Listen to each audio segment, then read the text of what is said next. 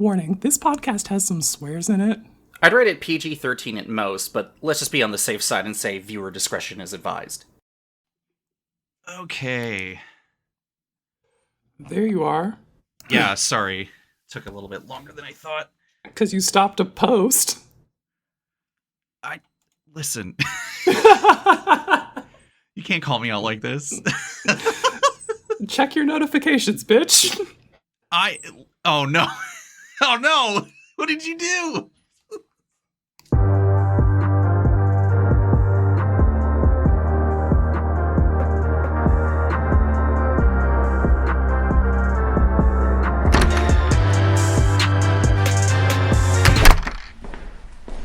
Cole, I'm back from the media dimension. Did you know that Final Fantasy 16 is peak? Mythos, you have returned as expected. Oh, not this shit again. I see you have brought some whimsy with you on your journey across Valistia. It is a feeling I have not known for some time now. Damn, drained of your whimsy by your stay in the media dimension? You see, me, I carry the strength of all of my friends' media recommendations with me, and it's their hype for my live reactions that fills me with whimsy. The whimsy you seek is but a fantasy! The only fantasy is yours, and we shall have its final whimsy. Dragonhawk, it's time to save Christmas again. But if it's the middle of the summer, no! I shall return rising like the phoenix! You fucking weenie. Time to raise your blades, heroes. And check some vibes. It's the Heroes Blade Vibe Check.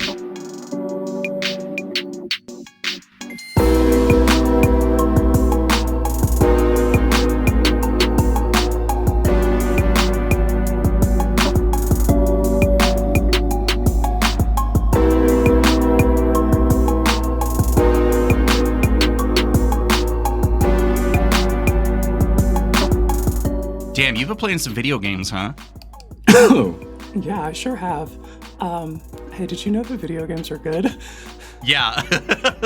I don't know, it's like we talk about video games nearly every episode for a reason, just as like the tone setter, but yeah. Hey, we both finished Final Fantasy 16. Yeah, Final Fantasy 16 was extremely fucking peak. Had a great fucking time with that. And I huge heart eyes emojis for character action game. So immediately after finishing that, I decided to read one of Cole's foundational texts and play a Devil May Cry game. So The scriptures. Exactly, yeah. So I got your recommendation to start with Devil May Cry 3, and I put that in the proverbial disk drive and spun that thing on up. And got fucking filtered by the first level. Gamers, you step out of the organization. Oh, okay. I was like, the first level. Oh, you mean the second mission. Oh, no. I'm so fucking serious. The very first thing that you do, you exit the fucking Devil May Cry building, and there's demons, and I killed a couple of those, and then there's a mini boss that shows up, and I died 3 times to that, and then they turned on easy mode for me, and I died again 2 more times, and I was like, okay, I'm done with this for now. let me open this mini can of Coke and laugh at your misfortunes. I did not know Mission 2 filtered you that fucking hard. I thought you got past that at least. No, dude. I'm not good at that. Okay, all right. Because if it wasn't, I can come back to it, though. If it wasn't gonna be that mission, it was definitely gonna be Cerberus, the following mission. Like, I'm like mentally, I'm like, okay. So if I feel you're like mentally preparing for like consoling me through the 3rd mission, and you're like, wait, but oh no.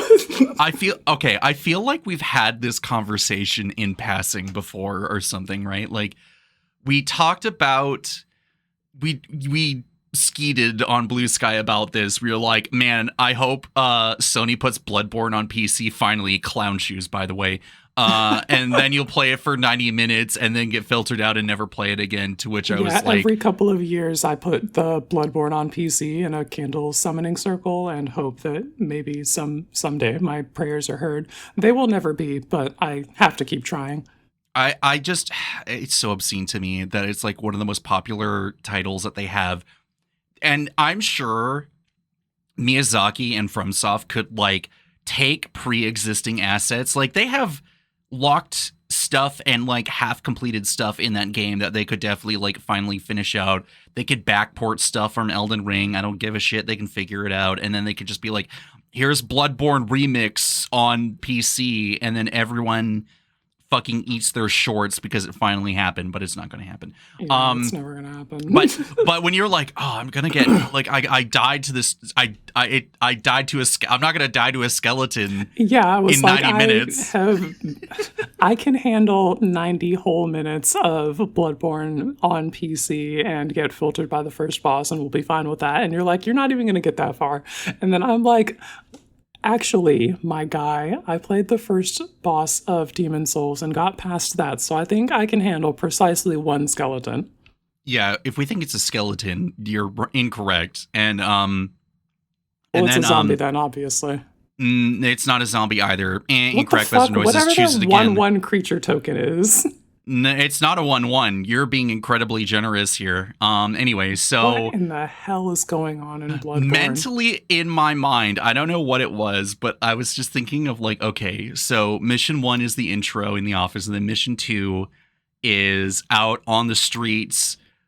Dante's fighting for his life against a mini boss. I'm like, no, Quinn can get past that. And then for whatever reason, I don't know why I'm thinking this. I was thinking this, but I'm like, you're gonna get to mission 3, and you're gonna get to Cerberus, who's the boss there, which was the reference, by the way, when you were also playing Devil May Cry 5, which we'll get back to that in a second here. But I was like, that is the filter. That is where you're going to hit that point and be like, this game is fucking impossible. But then against all odds, not only were you were like, damn, Final Fantasy 16 is peak, and it's time to like take a look, peek in the book of what is the Devil May Cry universe, bounced off of 3. You were like, what else is there? I'm like, Devil May Cry 2 doesn't fucking exist. Don't touch this. Do not interact at all. Block and move on. And then I was like, and you're like, where does DMC Devil May Cry fit into this? I'm like, it does not. It is new. And you're like, what the fuck is going on? What the actual fuck is going on in the DMC franchise? And we're just like, okay, let's just play 5. Yeah, let's just go to 5. It's modern, it's squeaky clean, it's brand new. It's from 2019. It's not brand new. It's 6 years old. It's brand new enough. It's brand new to me.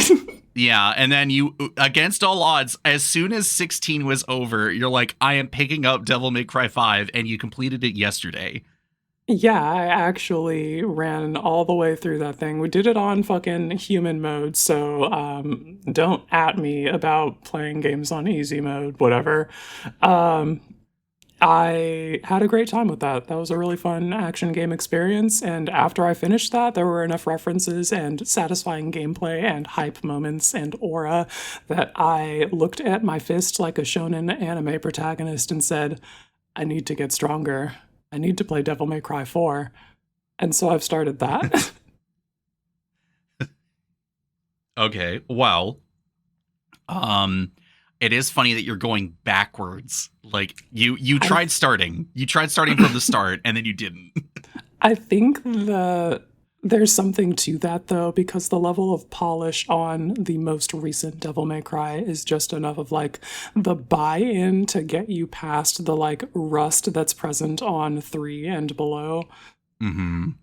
So I think once we've developed the muscle memory and skill needed to have success with the Devil May Cry 4 with the auto combos turned off, which is the mode that we're playing on now, human mode, but, like, the full, like, manual combos. Mm-hmm. So yeah, if we build up enough like satisfaction with the gameplay and muscle memory through that, then perhaps we go back and try 3. Yeah, I was like, I can replay Devil May Cry 5. I got the time. So You I sure did that. I was coming up right behind you on the highway, going 10 miles an hour faster than you're going, just being like, I'm coming at you. Here I go. I had some rust built up, and the other thing too was that I was coming out of I was coming out of Final Fantasy 16. Completely different set of controls. Like, despite it just being the controls very, are just like, nothing the same. inspired Nothing the by same. it. And realizing that I was going to get my ass beat, and I don't have an auto dodge button and all these things that like make everything super cool. So I actually had to work my ass off. And then, by the way, there's this other character you have to play. And I'm like, oh, fuck, I have to learn this. I have to learn how to play V again. Oh, not again. And then of course, we hit mission 20 because there's 20 missions. And then the game crashed during credits. So it didn't actually lock. It didn't lock that I had actually beaten the boss. And I'm like... My girlfriend comes in the room. She's like, what's going on? I'm like, oh, the game fucking crashed. She's like, oh, no. And then I load it back up. And she's like, you're going to do it again? I'm like, yes, absolutely, because it's peak. And so then you just do it again. It's fucking awesome. But yeah, no, Devil May Cry 5 is a good time. And Final Fantasy 16, in case anyone didn't know, that cold open was based off that, but it's also based off the cold open that we did from episode 32 when we'd finished you had finished Arcane. And turns out the person who voices Victor and the person who voices Ultima in Final Fantasy 16 is the same frickin' person. Like, one person has a non-British accent and the other one has a British accent. They're both European, whatever, and you had to get that reference thrown in. So we did the thing. We did the bit. Very funny. Also, how come every time we come back from the media dimension, you've uploaded yourself to the universe and you've got this god mind? What happened to you? Because Ultima and Victor had god complexes, so that's what we were going with for the time being. It's literally the same character. It's literally the same actor basically playing the same character in two different media franchises, and Honestly, that I is the love final that result. for him. Get your typecast back, sweetie. Yeah, like the delivery, I don't know. He does, I don't know. When you look back at what the guy does for Victor and Arcane on both, like the to describe you, the sad wet rat man He is a wet rat, though. God, when you hit me, you're like, oh man, V's my wet rat boy. I can fix him. I'm like, yeah, you're gonna fucking fix him. She's like, right? you sure will. And I'm like, wait, what? And What then is I this? do, and I'm like, wait, no, not like this. The monkey's paw curls in response to you sending this out into the universe. Just like, I can fix him. The wish claw talisman removes the counter. you're like, oh fuck. Video games are so good. I'm still like obsessed over 16's ending. It really was peak. I went into New Game Plus and then I didn't like touch it after I started it, but I was like, all right, Clive, it's time to go beat these random dudes in a forest. And Clive's like, cool, check this out. Zanzetsuken's all over them. It's like, how did you do that? Don't ask questions you don't want the answers to. It's New Game Plus, bitch. So yeah, Clive's out here like wielding the literal Buster Sword from Final Fantasy VII, and just like beating people up with that shit. New Game Plus can be so lit, dude. Video games are so good. Yeah. So anyway, that was the video game opening part of the podcast. Let's go into upkeep and talk about what's coming up in the future. And yeah, So- you're gonna be on. You know what's cool. Yeah. So let me just quickly triple check what our stuff is. So I'm actually going to be recording with Andy and Zach tomorrow, which means these episodes should probably come out pretty like similarly this week, hopefully. The long anticipated No More Heroes episode is going to be happening. Sweet. I've done some triple checking and some research just before we head into it, and I'm figuring out a bit more of a concise delivery, because oh boy, No More Heroes 1 is just such a freaking doozy. So I'm looking forward to that. That will probably, be you another got your hour. nice little document with an outline and some bulleted numbers and very clean structure. It's me. It's never super clean, but it'll be clean enough for the sake of. I'll give a little teaser. But speaking of rat men, Travis Touchdown is a fucking loser. So that'll be. That is a thing that I remember hearing about him. He's a fucking loser, and it rules. It's never have you seen again. I'll go over it now, but like when it comes to creators in any media format, that they're like, it's time to like subvert and reconstruct like the hero's journey or like the genre choice or whatever, and they're just like, so let's just have this absolutely terrible human being revel in how absolutely like ridiculous he is, but the world is equally as ridiculous, so he comes across as tame in comparison, but he's still a fucking loser. So yeah, we'll again, that episode is going to be coming out finally. We locked the time and date in and everything, so that'll be an hour and a half to hopefully maybe like 2 hours of just me yapping about some fucking 28-year-old otaku in America with a laser sword. And then you and I are going to be partaking in the MTG Lexicon 24-hour stream that's going on at the end of the month. That'll be on August 30th, starting at 2 p.m. Pacific, going the next... 1 p.m. Pacific. Then going to the 31st, ending at 2 p.m. Pacific. We're going to be doing a bunch of giveaways there. Mm-hmm. Quinn and I are going to be... live episode of Heroes Blade Vibe Check and a bunch of Commander games as well. Yeah. The way that I'm looking to do things, and we'll have to go over this and kind of finalize this, because we do have a choice, and I think we could probably pull it off anyway, is that we're going to be doing an episode this week, huzzah, coming out on a Thursday. Then another couple weeks on, like, let's say the 25th or whatever, we'll do a recording for that one.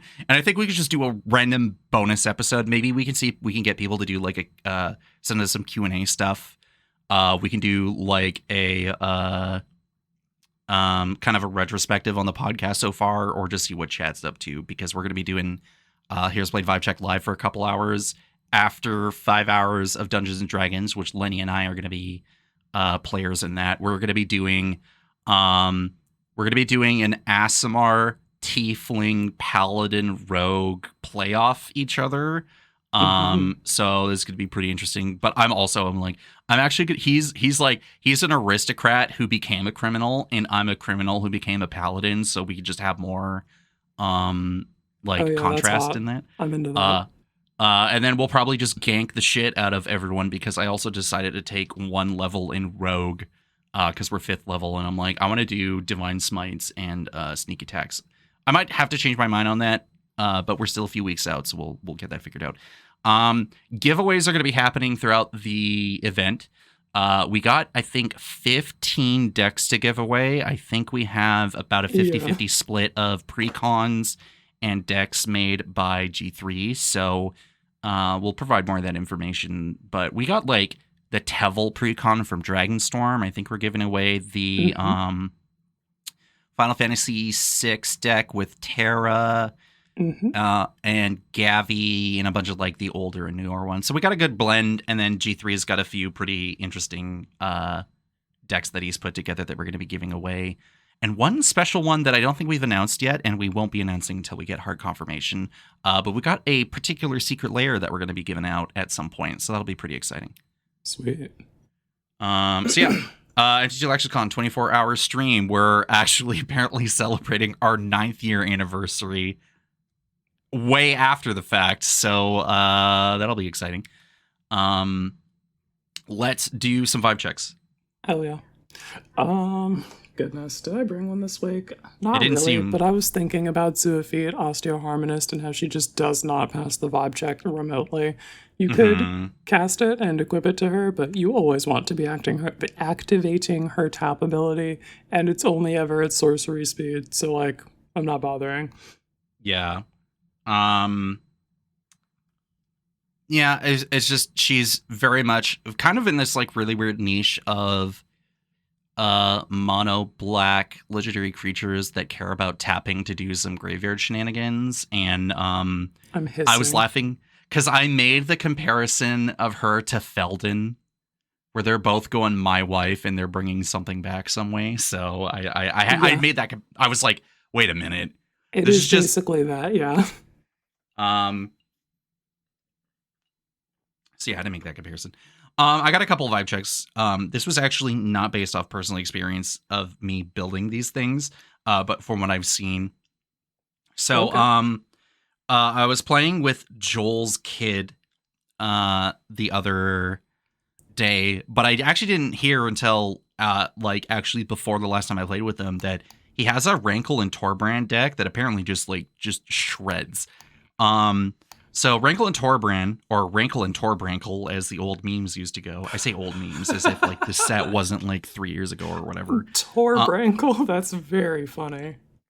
Yeah, it's they've got Flankle for Strankle, and anyway, the joke goes on is that they rankle whatever. It's old Rankle brand memes from forever ago. So one in double black, double red for a fairy dwarf. That's a 3/4 with flying, first strike, and haste. So hey, we're looking at his 6/6. So that's already pretty good. And then whenever they deal damage to combat damage to a player or battle, choose any number of each player creates a treasure token. Each player sacrifices a creature, and if a source you control, if a source would deal damage to a player or battle this turn, it deals that much damage +2 instead. So they're also kind of like another Drana Liberator of Malakir, just pumping up the damage. So yeah, they're bringing the beats. They're leading the pack. It's just good stuff, and they just got a good assortment of keywords, both offensively and defensively. I think they would really appreciate that. Yeah, I'm inclined to agree. Sign off on that. And then this next one was from someone else out of that play group. Our friend Tim is playing a Tangarth First Mate deck, aka the Gank Squad. 2 red and a green for a 5/5 Minotaur Warrior. Tangarth can't be blocked by more than one creature. And then whenever an opponent attacks with one or more creatures, if Tangarth is tapped, you may have the opponent gain control of Tangarth until end of combat. If you do, choose a player or planeswalker that opponent is attacking, and then Tangarth is attacking that player or planeswalker. I got eviscerated by a Tangarth just going around the table. I'm like, can you leave me the fuck alone? And Tim's like, no. Absolutely not. So I think obviously a 5/5, having to only be able to be blocked by one creature and then getting Alpha Authority, or not anything that gives menace. Yeah. Sorry, yeah, and that effect, so it's basically unblockable. And you give Hero's Blade, and you're off to the races. And you have a 3-hit clock in with that, so it's pretty spooky. Don't be caught slipping, because this Minotaur is going to show up and be like, "I'm here. I've betrayed my friend to kill you again." I'm like, "Oh my god, no, please." So yeah. Rough stuff. Good. I don't see this guy too often, but having him in the command zone is just pretty spooky if the player starts suiting him up with a bunch of stuff. So watch out. He gives Proto Slicer to me.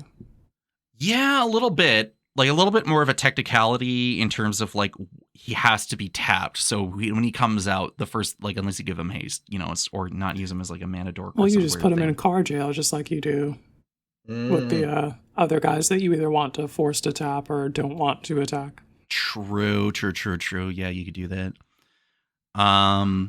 Don't tell Tim that. He might get some ideas.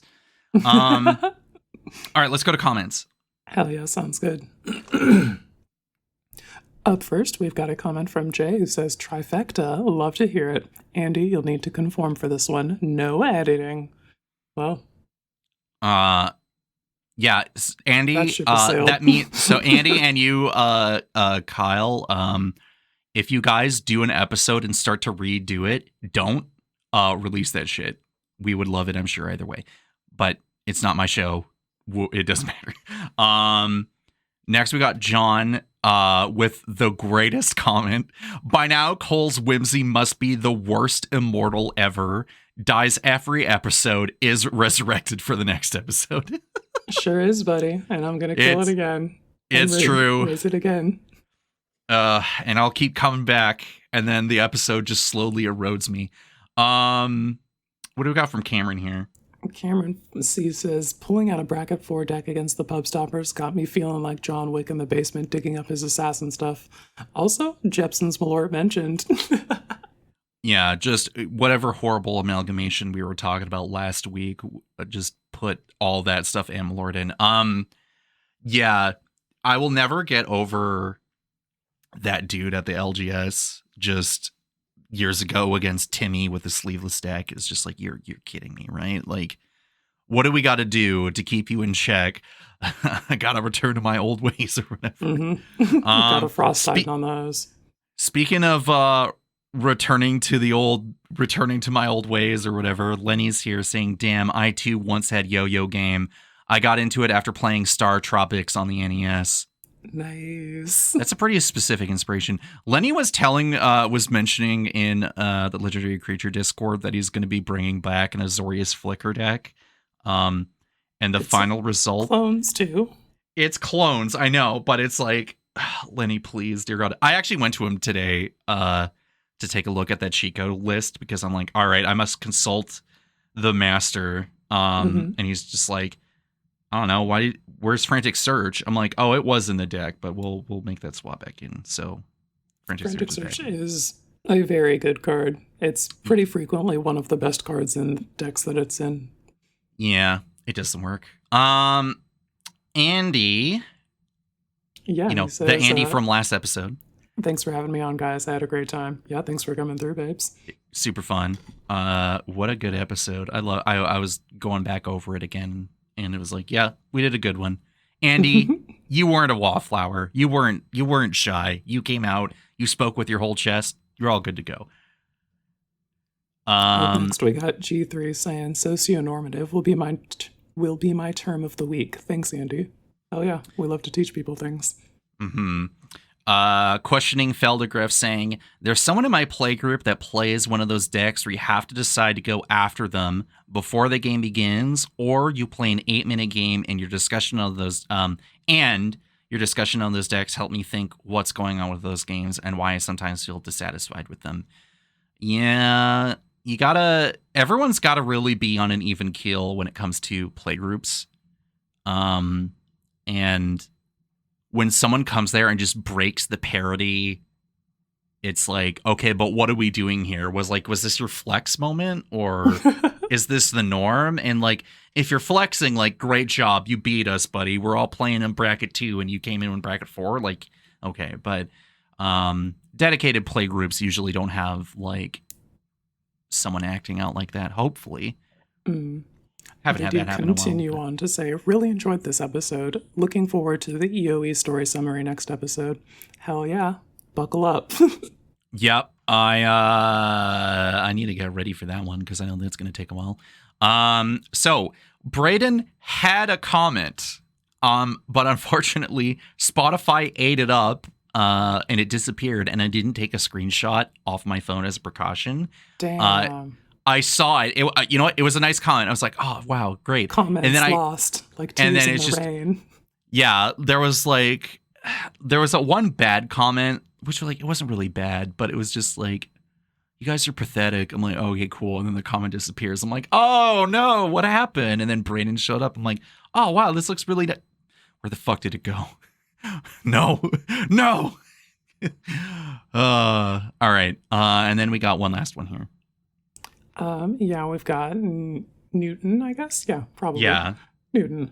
DJ Space Girl beat Echo with straight up fire. Amazing. Also, unsleeved decks are cathartic on so many levels.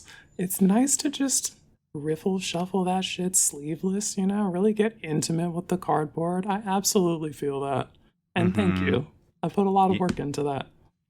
Yeah. Joel was playing a sleeveless Yearlock deck. Oh, hell yeah. But then he's like, man, I feel really uncomfortable shuffling up, like, I think he said something like $300 to $500 worth of like cardboard. And I was like, it sounds like you need to play a worse deck. But then I'm like, but Joel, look at me. He's like, yeah. I'm like, are you selling these? He's like, no. I'm like, exactly. But anyway, speaking of DJ Space Girl, I think we're getting an incoming transmission right now from DJ Space Girl. So oh yeah, let it rock. Let's go receive that right now.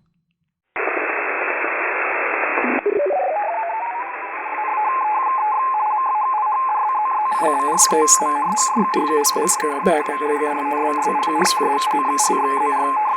Up next, I got a souvenir from the week I spent turned the absolute fuck up, spinning uplifting trance beats for summists on the plains of Adagia. This one is Eclipse's extended sunrise mix of Litany of Dawn, and it's giving hashtag beats to grow the sum to. So you know what it is, gamers. Look to the sum, and Splendor Cress it.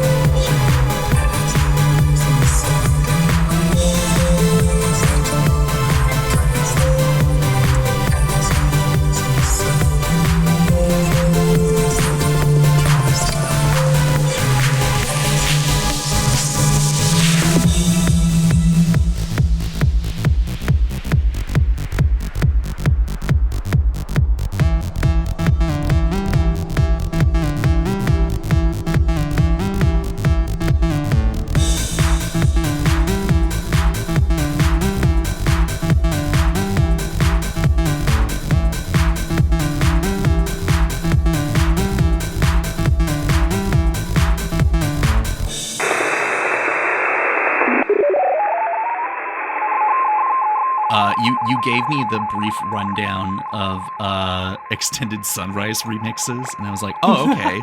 Like, I feel like I know this, but I don't know of it consciously. And I was like, That's oh, just what I called that one. There's all sorts of different remix names that people give to their tracks, but I think Tiesto and I were using that like Sunrise theme because that Tiesto's remix of Delirium's track Silence featuring Sarah McLachlan from their 1997 album Karma is lit, and that's the reference track that I used to ensure that I was hitting all of the hallmarks of the genre for that track.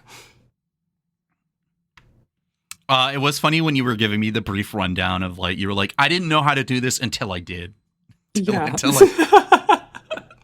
We don't judge, we listen or something, and then watch a YouTube video, and then also like, I don't know. It is always interesting. I am not musically inclined in any way. I'm pretty tone deaf, and I'm pretty sure if I like tried picking up an instrument again or something, I'd be like okay at it. But like, I'm just, in terms of like music theory and all the other stuff, like I completely out of my depth. I'm not interested enough to like look further. You don't need to know about music theory. It's mostly just a matter of taste and having good taste or like well developed taste and picking sounds that sound good together. Yeah, but I have like trash taste, so give me that good old dad butt rock or whatever, you know, and I'll go home with that. I'll listen to fucking Yeah, I mean, you could put together butt rock sounds that sound correct and make a listenable butt rock track. Like make it like a Sonic song. Well, for starters, Crush 40 slaps, so jot that the fuck down. I'm not disputing. I'm not saying that, because Crush 40 is awesome. And they should continue to make Sonic music until the heat death of the universe, but yeah. And put more than fucking 2 bars of Live and Learn in the next Sonic movie. You're killing me.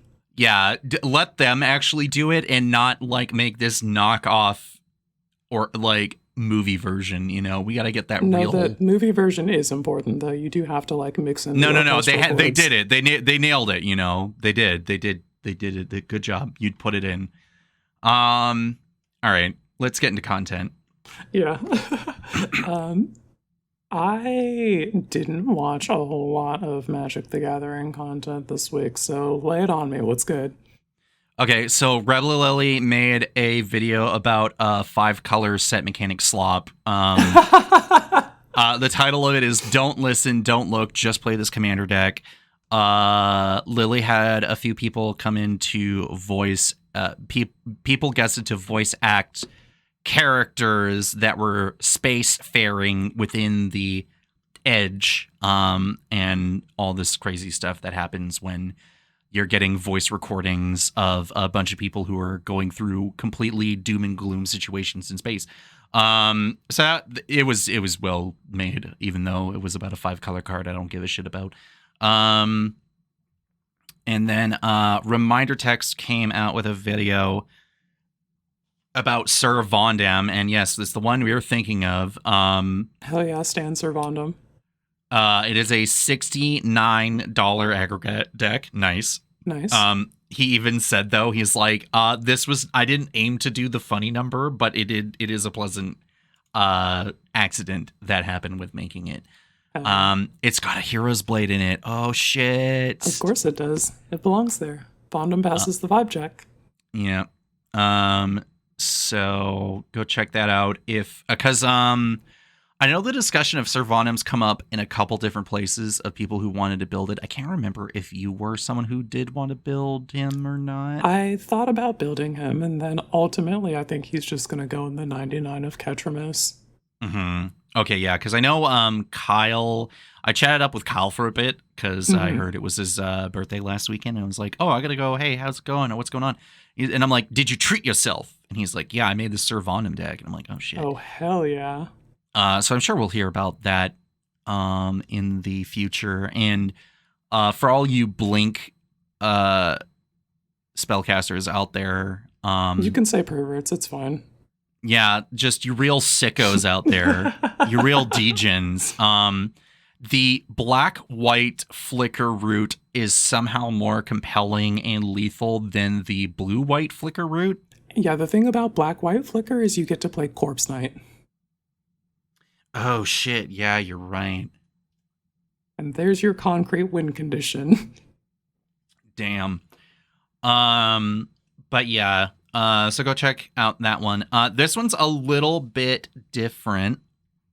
I initially published this on Tumblr, but like I'm a poor boy and I don't want to make a really bad free website for articles and stuff. So I made a Google Doc where I talked about threading the needle for color combos in Commander. Because after the last couple weeks of me talking mad shit about Simic and Jund basically being the same thing, and then doing the super duper fast soapbox last week, you're like, hang on, I gotta get this shit off my chest. I need to do this, you know. And the scaling of all the images on this doc is like absolute nonsense, and Tumblr just like blows it up to like obscene proportions if it's just one card in a certain whatever. It's the whole thing.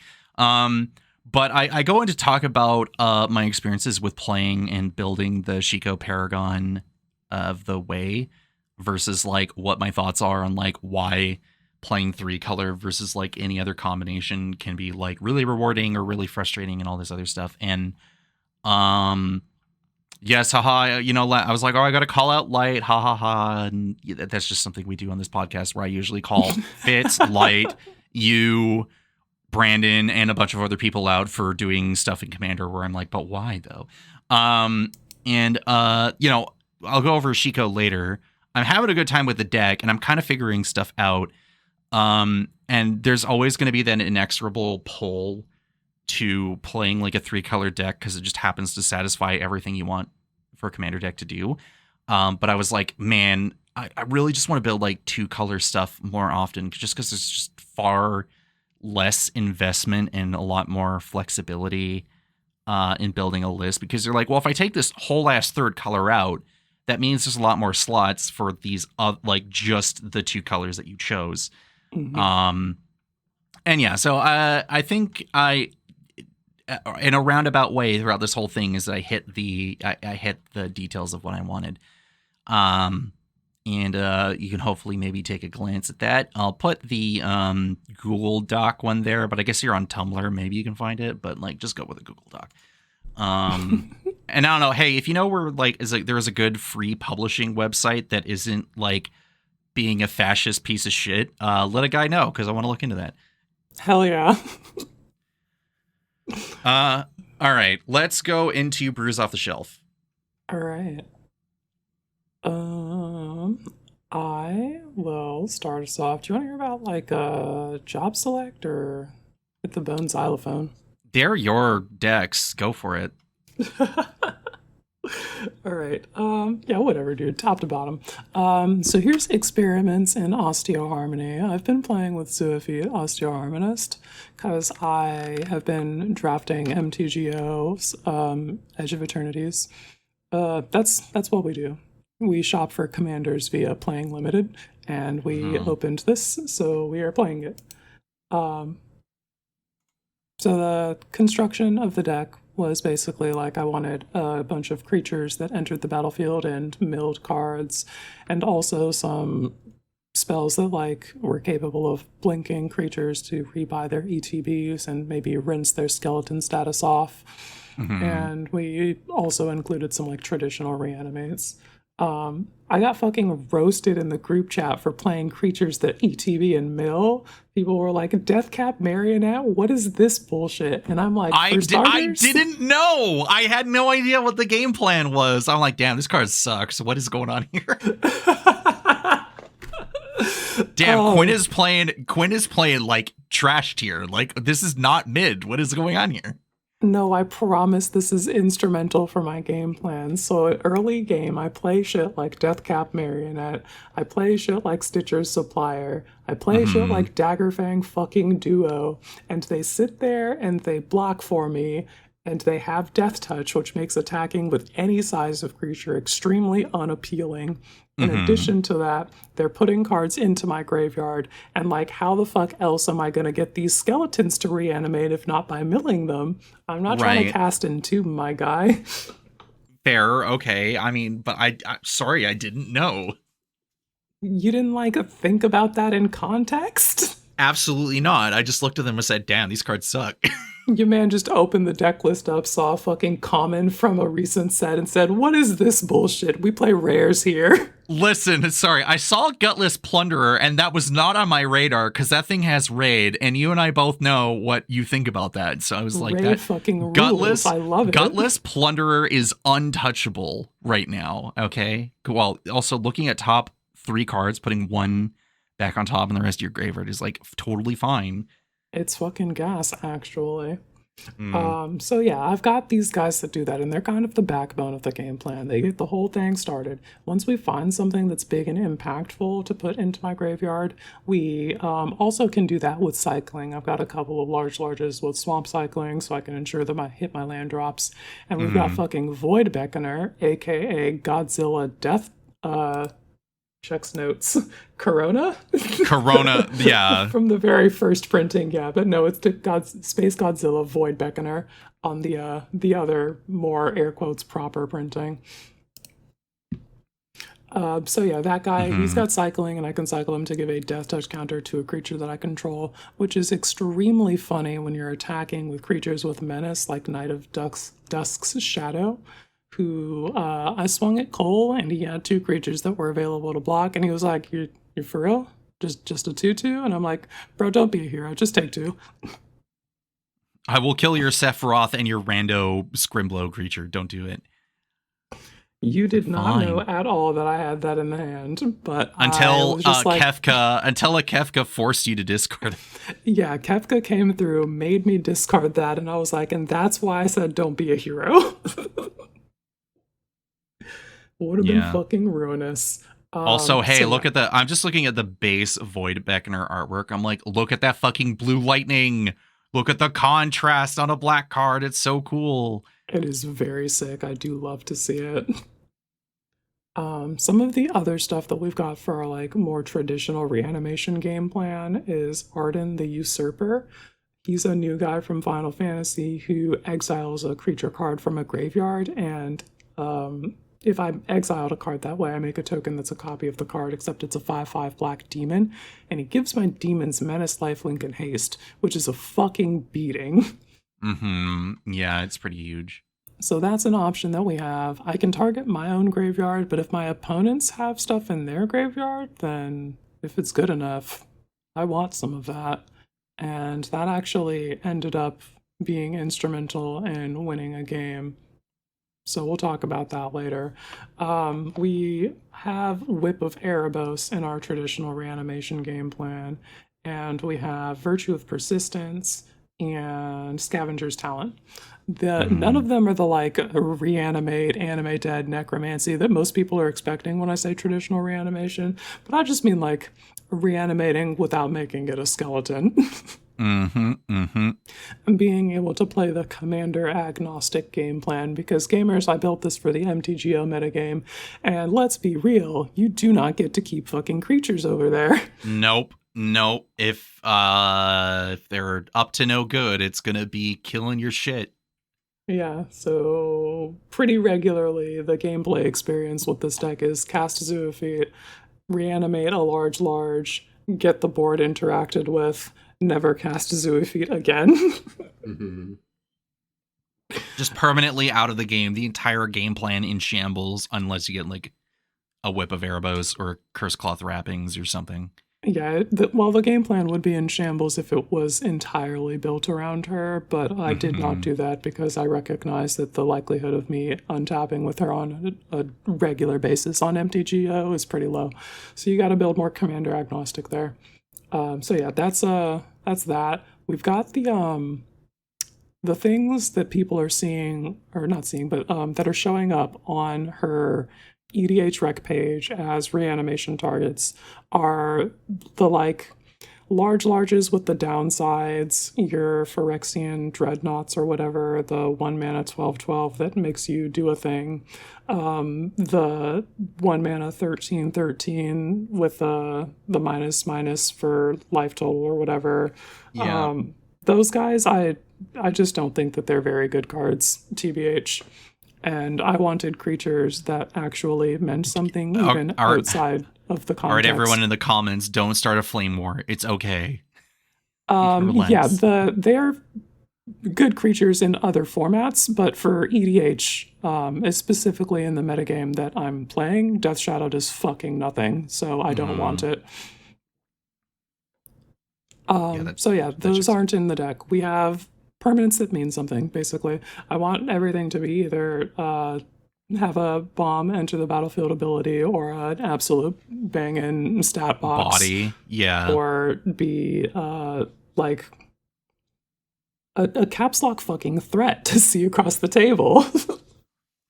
I understand that we have like a history, and you know we have Jenna come on to reinforce the flying wins games bit. But also a veritable army of like rando 6/5s and stuff like can also win you the game if you have enough of them out. Yeah, exactly. They just need to be big and evasive, and that's mostly what we got there, and they also are actually valuable permanents. I'm on like fucking Vein Ripper and Rotten Mouth Viper and Massacre Worm and Fleshbag Shelly, the Maha, it's Feathers Knife, and if you're nasty, I got that. I got the Overlord of the Baelmerk. Aklazotz is here. High Society Hunter. I'm really just playing all the big larges, and I got a Hoarding Broodlord at the top of the curve because why the fuck not? I'm playing all of the rares that I'd opened in Edge of Eternities so far, so I've got 0 Point Ballad, Archenemy's Charm, Coral of the Void, Requiem Monolith. This one right here actually is a extremely fucking cool card. I didn't recognize its game until after I like reread the card, and I think Benji pointed out the thing because I misread it. I thought so. Okay, what does the card do? This is a really important part. Yeah, you tap it, and until end of turn, target creature gains whenever this creature is dealt damage. You draw that many cards and lose that much life. That creature's controller may have this artifact deal 1 damage to it. Activate only as a sorcery. So the thing that I had been doing was putting some fucking pressure on people. I would activate that, targeting one of my 6/5s or whatever, and have it deal the 1 damage to it, obviously, because I'm trying to get my card draw regardless. And then I just send it into somebody who is a fuck huge creature, like, what's good? Do you want to have me draw a bunch of fucking cards? Or do you want to just take 6 about it? Because all my cards are pretty good. And a lot of times gamers are like, you know what? I'll roll that die. I'll take that block. And so I lose a bunch of life and draw a bunch of cards, and then we do our dark work from there. Sometimes, though, you have cheeky motherfuckers who like to insert themselves in other people's combat.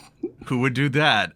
So, hey, let's do a quick honorary shout out to Captain Howler for messing up combat in my own particular way. I was like, hey, let's cast Bulk Up on target blocking creature on Johnny's board state. Would you like to take 12? Would you like to take 14 and draw 14 cards, Quinn? I had planned for 7. I had not planned for 14. Okay, well, simultaneously, that was the play that probably, I don't know, like Johnny won that game like pretty soundly afterward, but I was like, I don't think holy shit. I was like, what the fuck? Like, oh, I'm at like 23. This, holy shit. Yeah, we got fucking bodied. It was good. It was funny. I love that. It was so funny. I was like, oh, you both trade. And you're like, no, actually, Valifor is a lot bigger. And I also like am being eaten alive. I'm like, actually, you know what? This is fine. All right, so gameplay experiences. Like we talked about, can't have shit around here. So we build around that. You reanimate 1 Skelly Boy, board gets Wrath. So if it's not worth 5 mana to me on the MTGO metagame, so we just carry on without her, and we do. And we've claimed 2 wins so far that way. One off the back of Vein Ripper, and the other from Arden reanimating my opponent's Y'shtola, and then me reanimating their Sakashima with Breach the Multiverse. And once you've got 2 copies of Y'shtola, you can just kind of outvalue anything else that they're doing. While also drawing a bunch of cards. Exactly, yeah. So that was extremely cool and good. Another thing that we've done was the Whip of Erebos targeting Saga Sheoldred, and then she enters the battlefield, makes everybody sacrifice a non-token creature, and then you activate Saga Shelly. She cheats the Whip's Unearth text by exiling herself and returning as a Saga. Yeah. Good old classic. Yeah, it's just like Obsidian and the Whip. Yeah. Yeah. Just take your pick. Like, good shit. Love that. So good. So yeah, we got to do that, and then another thing that we did was have the those shitty ETB Death Touch and Mill creatures. I had a couple of those, and the Golden Argosy and a Rotten Mouth Viper. I had reanimated that with my commander, made it into a skeleton, put that into the boat, and then put some other Death Touchers in the boat as well. Swung with the Golden Argosy, blinked the Death Touchers and the Rotten Mouth Viper. Viper enters the battlefield, makes my opponents do the Viper thing, and then the ETB millers milled more cards, so I had card advantage, ruining my opponent's days, and I'm resetting the board, like not the board, but the like skeleton status of creatures that I reanimated. And I'm tired of this. I'm tired of this motherfucking snake on this motherfucking boat. I could just do that every turn, send the snake to like exile and have it do its enter the battlefield trigger repeatedly, and also just keep bringing things back from the graveyard and rinsing them of their skeleton status into real creatures. It's a very satisfying play pattern, and getting to do that in mono black is pretty cool. Yeah, that is pretty cool. As usual, I'm not vehicle pilled, but the Golden Argosy is kind of a little like tempting now. Yeah, I think you don't need to be vehicle pilled to play a value car in your deck. It's a 4 mana 3/6. Like what? I think if it wasn't $50 bajillion, more people could be playing Nautiloid Ship and just like exiling their opponent's graveyards and then beating them to death with a 5/5 flyer. Yeah, that would do it for sure. Yeah, I like that. I do like this deck though. There's a lot of really cool, fun stuff in it. Thank you. I'm pretty excited that I got to put Demonic Council in here, because this basically just finds the Demonic Covenant enchantment. Mm-hmm. Yeah. You did that. Other true demons in the deck, but yeah, you did that the other night, and I was like, oh man, this is really cool. It's so funny because the enchantment's T-colon demon. It's legal. Yep.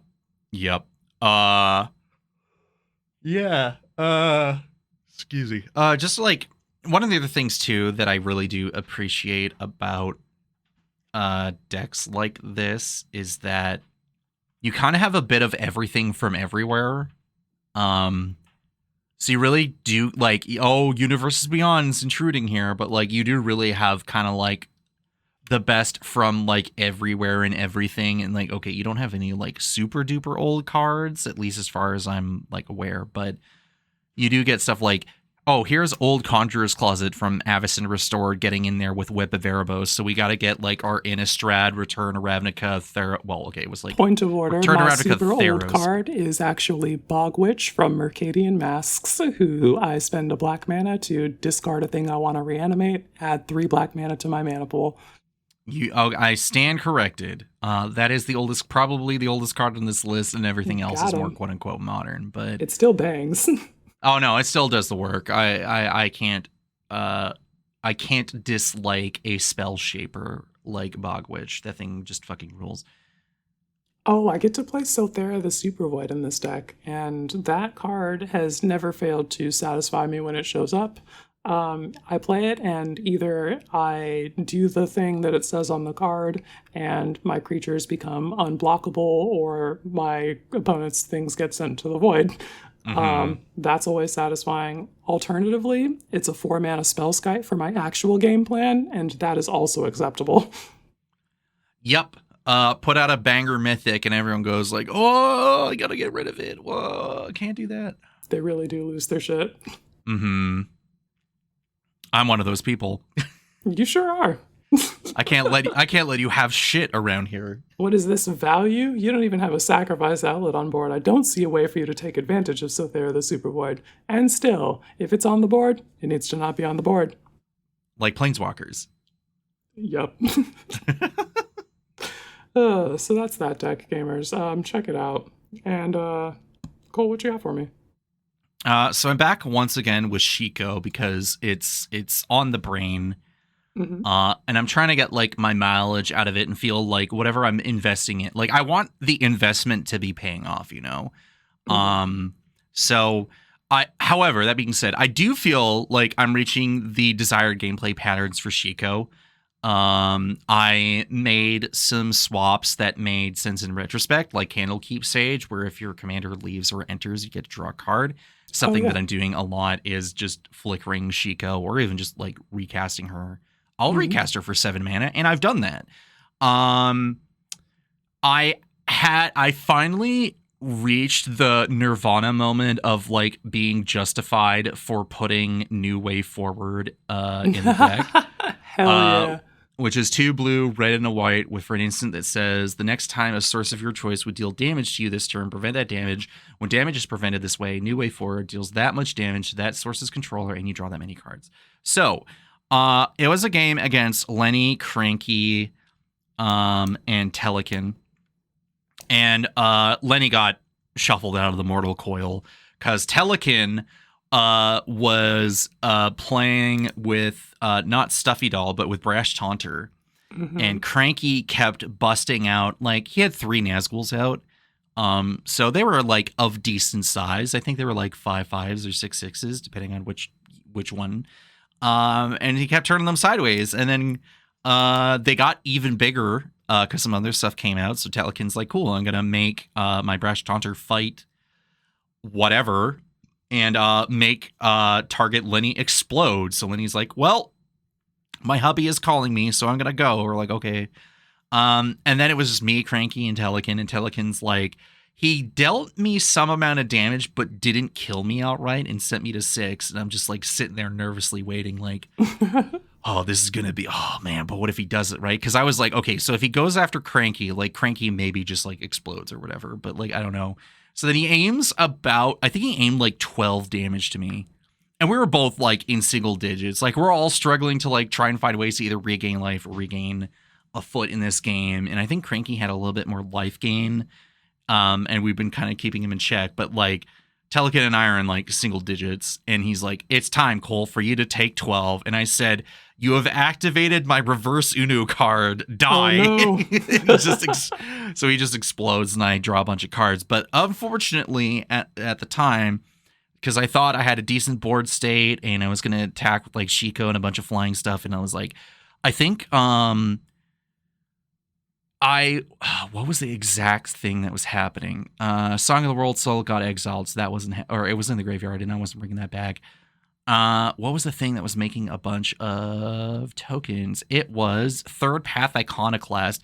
I was severely missequencing stuff at the end of this game as I realized as I started putting more and more cards out, and that's how Cranky was able to eke out the win. I could have gotten the Weftstalker Ardent and my Impact Tremors out, and then I could have started casting other spells, and then the Third Path Iconoclast would have been able to just start making a bunch more dudes, and then the Ardent whatever would have pinged it, and I copied the Ardent with something, and I can't remember what that was.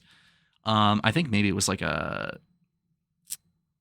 Kaith or something. I don't know. It was complicated, but all right, cool. Go to combat, and Cranky's like Arachnogenesis. I'm like, fuck. No. So just explode. Like it's over. It doesn't matter. However, some of the deck building considerations on top of the New Way Forward came out on and mattered.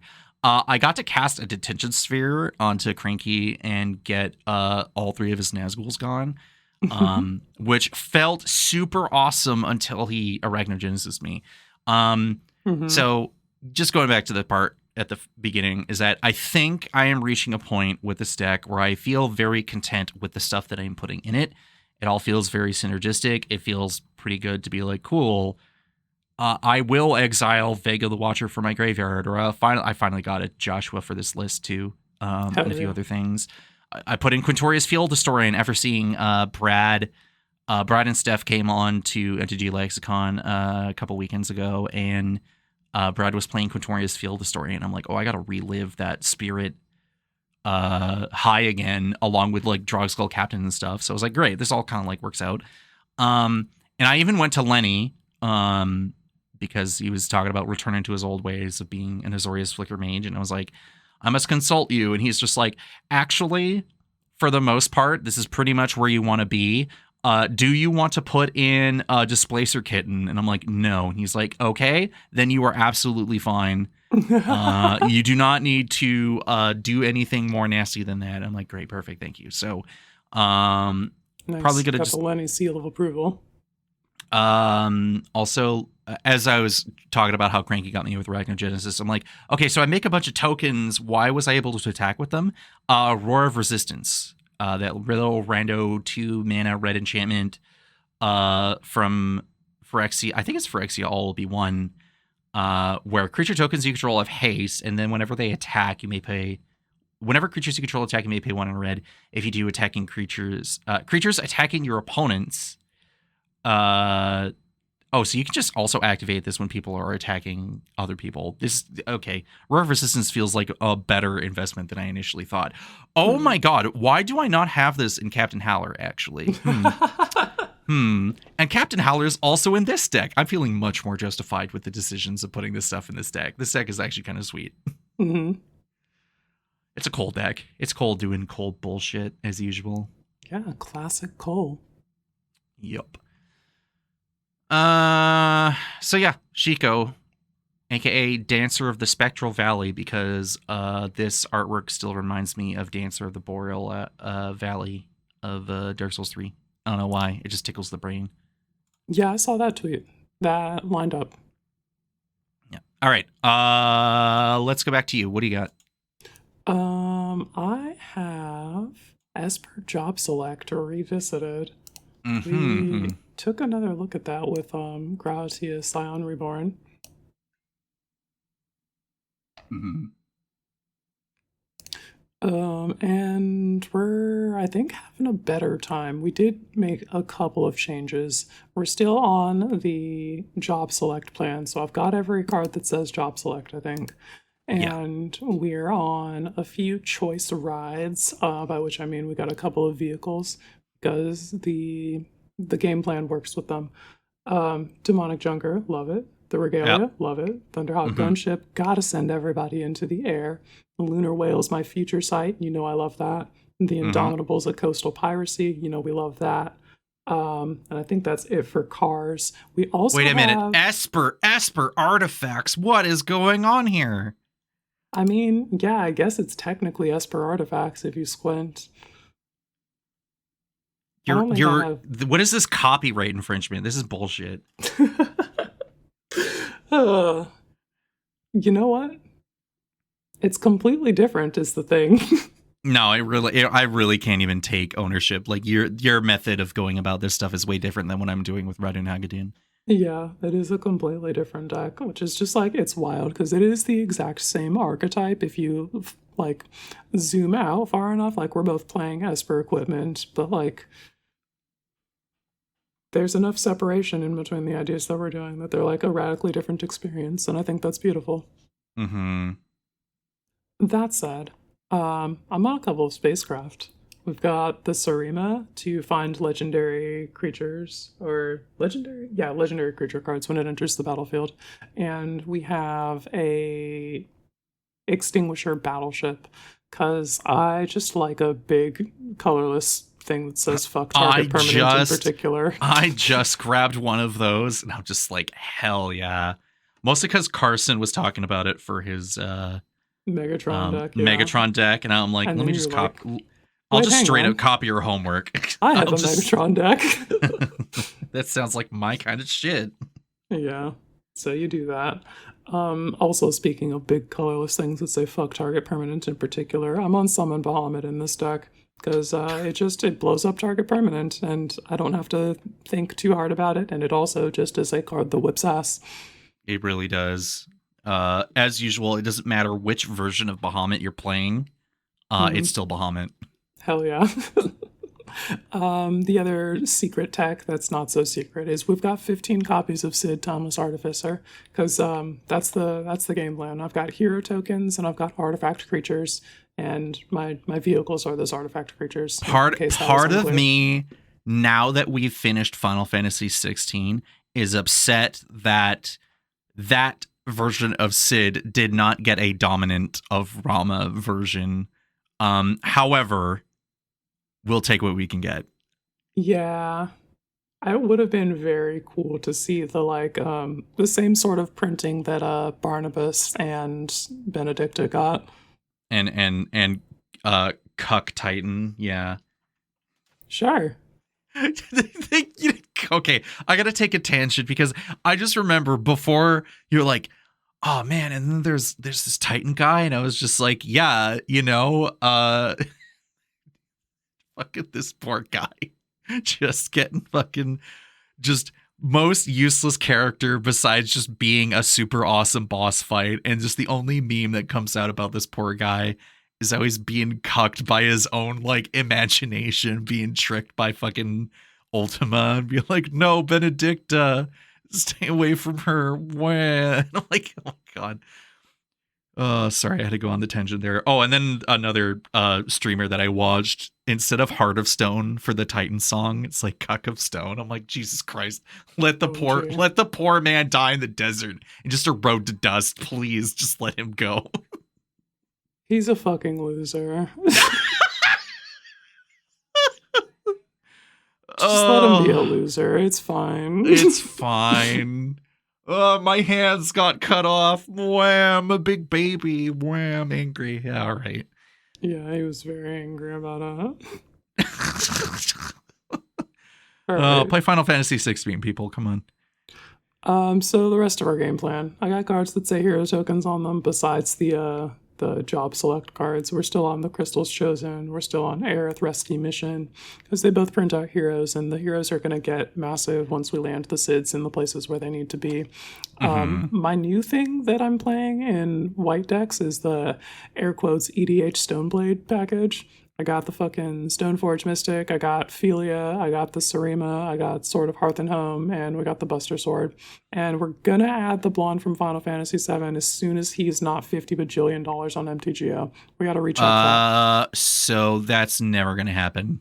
I can't say never on that. He might be $1 or $2, and if that is the case, then that's acceptable, and we will buy him. Cloud. You must become $1, Cloud. Fuck you, Sephiroth. You don't know me. They'll abandon you, Cloud. Become one with me in the planet. Fuck, we have too much Final Fantasy lately. God damn it. Except its peak. It's awesome. It's awesome. I need to replay Final Fantasy Remake now that I'm thinking about it. I should probably get on that. 7? Yeah, 7 Remake, yeah. Gotcha. Yeah, I have to finish the first one before I play that, because they're like kind of in conversation with each other. One is the sequel of the other. Just straight up. All that. Okay, well, you'll see. You'll find out. That's why I said in conversation, because they have relation, but it's not like... In 2 years' time, you're going to send me a random Jerry emoji and be like, what? And I'll be like, oh, you got there, finally. I was wondering when this was going to happen. It's not going to take 2 years, gosh. Okay, fine. 1 year. All right. Start the clock. Maybe like 6 months. Okay, well, okay, that is... Okay, that's more reasonable. I can get behind that. Yeah, I just have to motivate myself to get through the fucking glacier in Final Fantasy VII first, because I still don't care about that part. Just, yeah, you'll figure it out. Just go find a spoiler-free game facts guide and just get your way through it. So our secret weapon in this job select deck is Arna fucking Kennerud. Yeah. This fucking card, every time. It just keeps coming up. It keeps coming up because it's just so good. The cool thing about Grahatia is when I cast non-creature spells, I pay a bunch of fucking life and turn that into hero tokens with +1/+1 counters on them. Those counters then get doubled by Arna Kennerud, who also makes additional copies of the job select equipment, so I print out more heroes. This is the kind of card that I have to hide away in the 99, because if I try and play Arna job select, it's going to go way harder than job select deserves, and I can't play that in bracket 2. I'm trying to play bracket 2 mids here, so we gotta hide the Craterhoof in the 99. Yeah, just she is rude as hell, so into the 90. I think I actually took her out of Rauden Hagedun now that I'm thinking about it. I think I was wanting to try I was gonna try out Ayesha Tanaka, and I was like, oh, I gotcha. man, yeah. these You're five like, yeah, this Modern Horizons mythic goes hard enough. We all know that. We've seen it. We've been there. Let's try a new card. yeah, although now it's like I don't know, I guess very much so, because she's rude as hell. The card comes out and then it gets blown up and you're like, great, I didn't get to use that at all. Sucks. So that's why you don't play it until you absolutely make it count. Yeah, but you know me, I'm impatient. I got loose cannon tag. I'm a red player. I ain't got time for that. This is all true, but you have to tap into the part of you that loves Frost Titan and steal thy resolve. What are you talking about? I also run out Frost Titan and just go hog wild. All right, And then people blow it up because they're like, I can't let Cole have Frost Titan. I'm like, you definitely should not let me have Frost. You can't let me have Frost Titan. Fuck. All right. Cole so makes a experience. Sakashima deck, but also puts Frost Titan in. No. No one needs that. All right, gameplay experiences here. It fucking cooks now. I don't super know what changed a whole lot. I guess maybe the increased consistency from the EDH Stoneblade package that we added, and maybe Spacecraft. I don't know. But it cooked. The Astrologian's Planisphere, pretty good card. Every time I cast a job select equipment, I put a +1/+1 counter on the equipped creature. And then when we get to draw our third card each turn, we also put a +1/+1 counter on the equipped creature. So if I put that on my commander, then he starts getting big enough to be a meaningful participant in combat. I can start recouping some of the life that I'm spending on making hero tokens when I cast these non-creatures with him. So that always feels good. Usually this is like a go-wide equipment aggro deck, but we do have the like Voltron backup game plan because Grahatia's lifelink is so powerful. Giving him the Buster Sword is usually a pretty solid plan, so if you can do that, I like to do that. I also really like the repurposing bay in this deck. I can cast some of the less impactful job select equipment and then sacrifice them to find more impactful job select equipment. We really want to hit Dancer's Chakrams and Machinist's Arsenal in particular. I think those are our hardest hitters. The lifelink on the additional creature is what is the main difference maker for Dancer's Chakrams. And the Machinist's Arsenal just makes whoever you put it on fucking huge. The +2/+2 for each artifact you control, and each and is an artificer in addition to its other types, means the count of artificers is increased by 1 for Sid, who is buffing all of my hero tokens and such. So that just continues to contribute to the game plan in multiple ways. Speaking of artificers, part of my recursion game plan, if shit goes wrong, is to play Hannah, Ship's Navigator, who is an artificer. She can return an artifact or enchantment card from my graveyard to my hand. So we can grab the job select equipment that we used, or we can pick up summons like Valifor, Bahamut, or Primal Odin. I haven't gotten to do the kill shot in this particular deck with Primal Odin, but we have absolutely gotten there before and will do so again. So I definitely implore people, do not get caught slipping. This will kill you. Charging up Zanzetsuken level 5. Let's fucking go.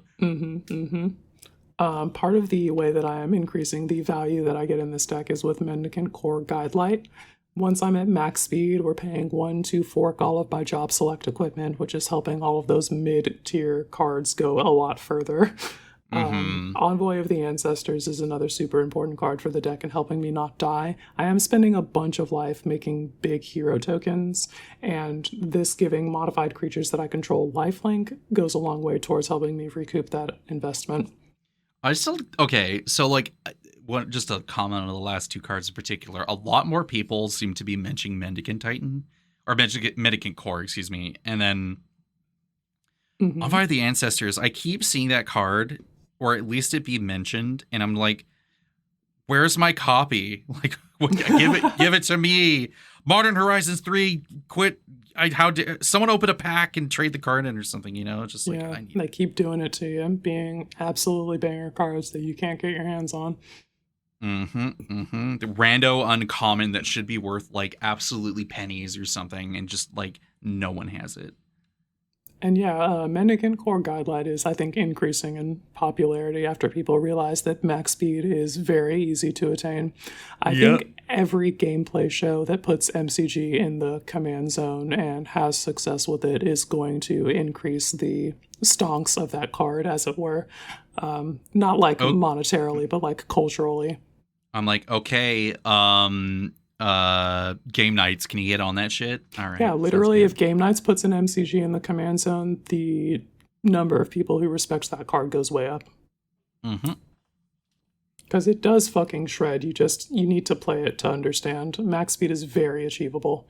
Oh yeah, I mean, I remember hitting max speed with the Speed Demon, and it's just like, yep, it's good. It's good as it turns out. It's so good. I should put the Speed Demon in this deck, honestly. I don't know what I would cut for it. The slots are so tight, having to play every job select card. Every job select and the SIDS take like a bulk of the real estate. Yeah, there's not a lot of wiggle room, which means every one of my support cards needs to be so fucking good. Yeah, it's tough. It's rough out there, to be sure. Yeah. You'll figure it out. I'm having a lot of fun with it, though, so that's cool. I got Sothera in this deck. I think that's just a new, like, Empress Quinn is playing on MTGO staple. That's just going to go Empress in all the Quinn, decks. the Empress Quinn spellbook card of choice, Sothera the Super Void. Yeah. Yeah. I'm trying to get on Dawnsire, too. I think that might go well in this deck, especially. Yeah, you've been talking about it a lot the last little bit. A pretty cool card that I haven't quite found where to land it, but if I can put the Requiem Monolith or a Stuffy Doll or a Barbed Servitor, just that type of card in the deck together with the Dawnsire, you just 1-2 punch and somebody's out of the game. I think that can be really satisfying to do a couple of times.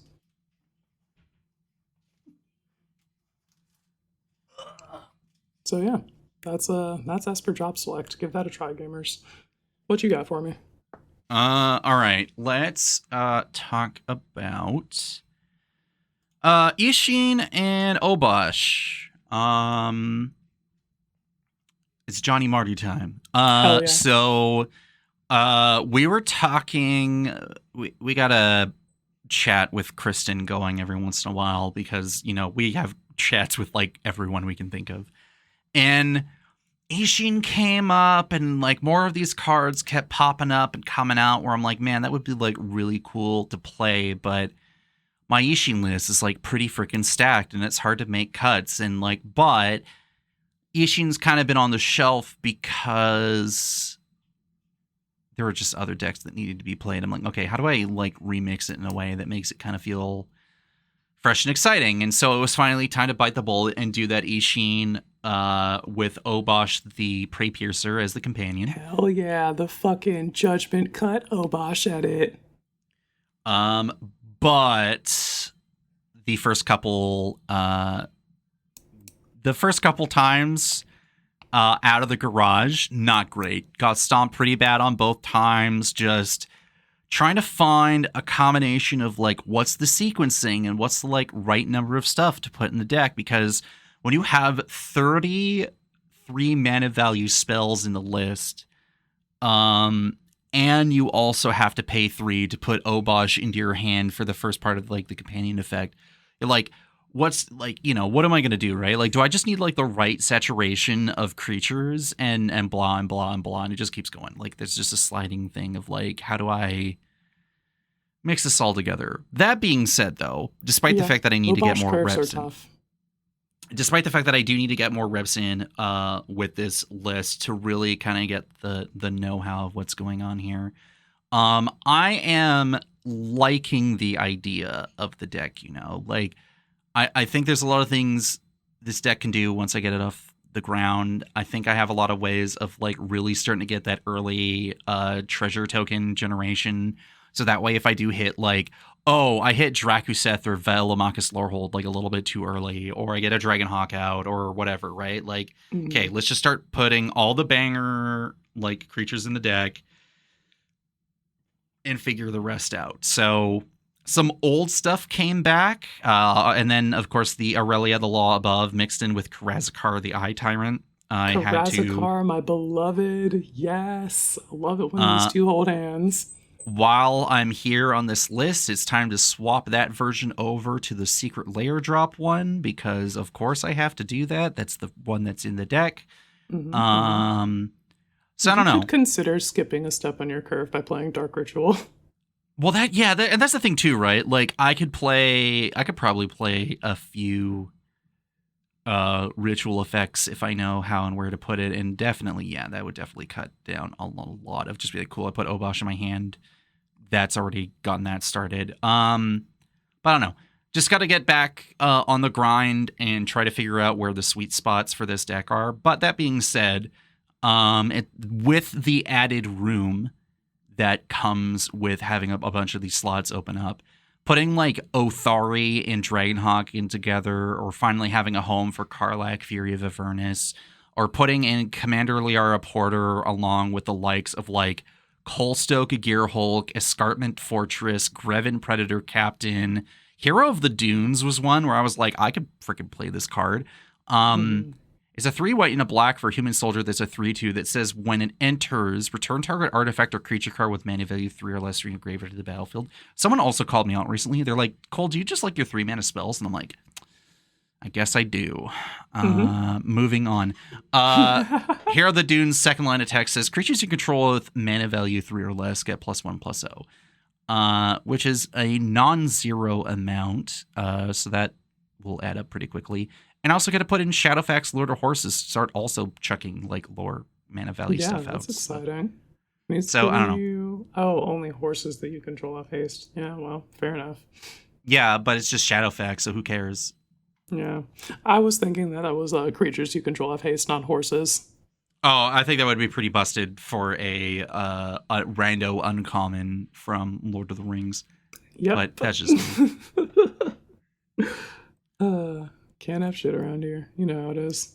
Yeah. So, good old Ishin goodness, but with the restriction of a giant Hellion horror monster in the background. I think this list looks sweet.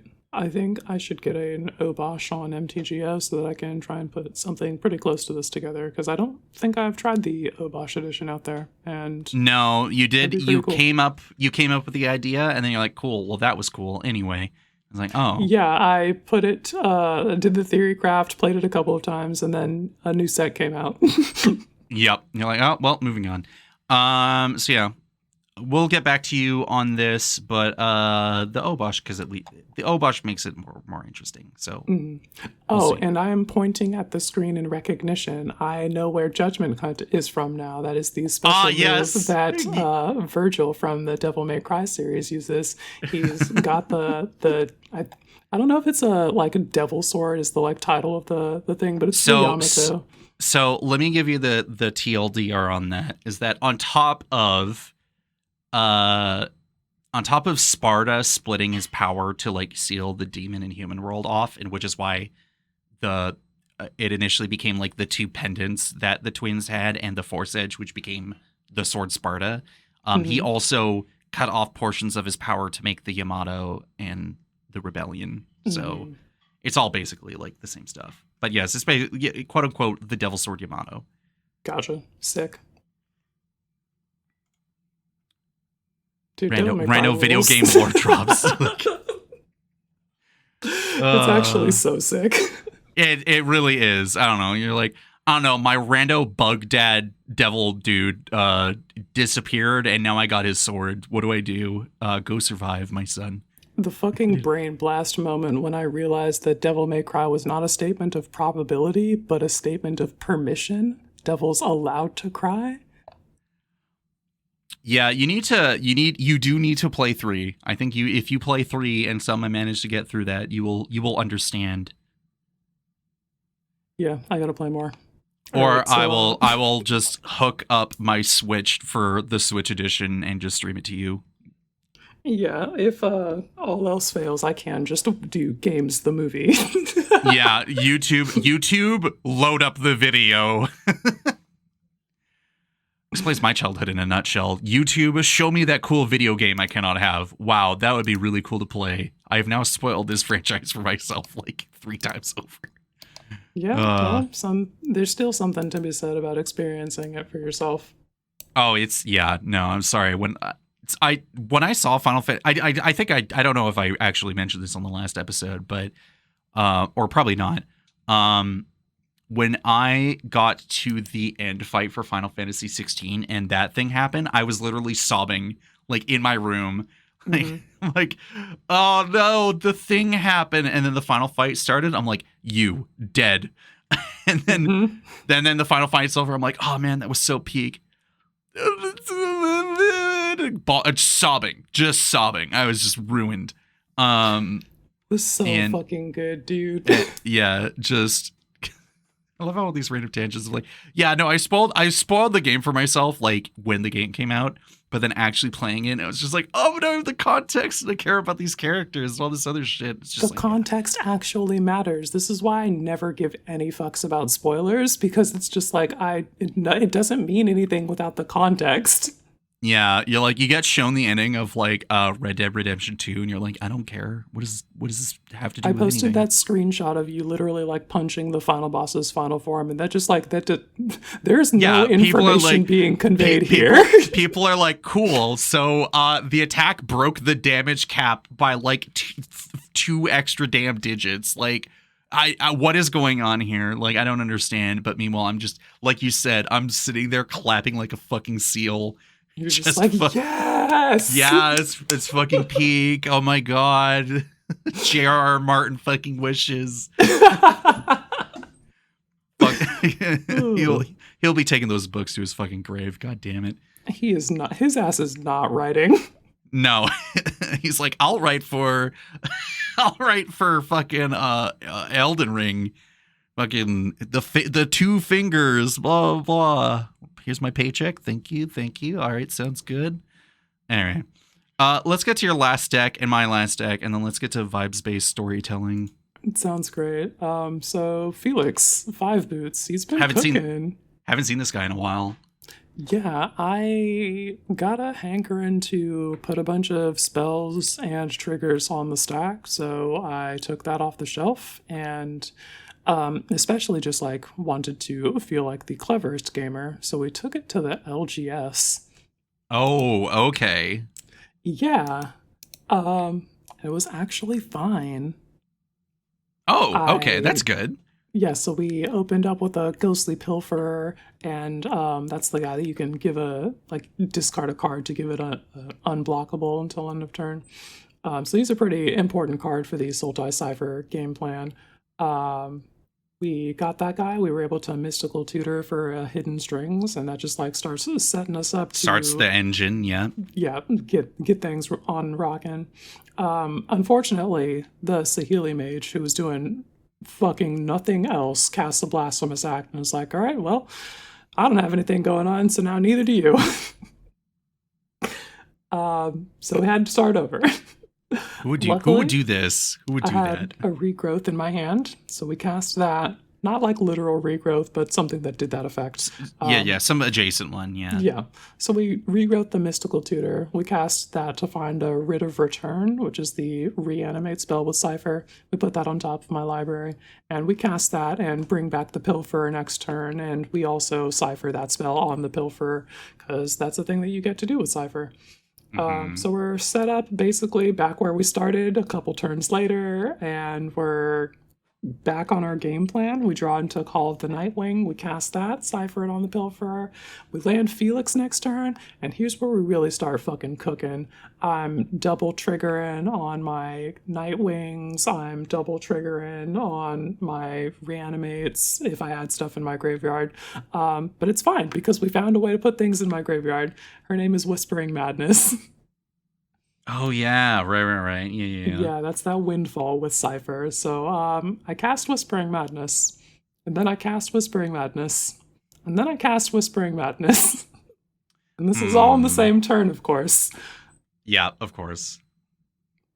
And then from there, we're able to start reanimating stuff that we discard. I'm flooding the board with all these bodies from all of my cast trigger token generation and the Call of the Nightwing and all that bullshit. I'm really like setting up to either I find the Triumph of the Hordes and I can kill some people, or I find the Candlekeep Inspiration and I can definitely kill some people.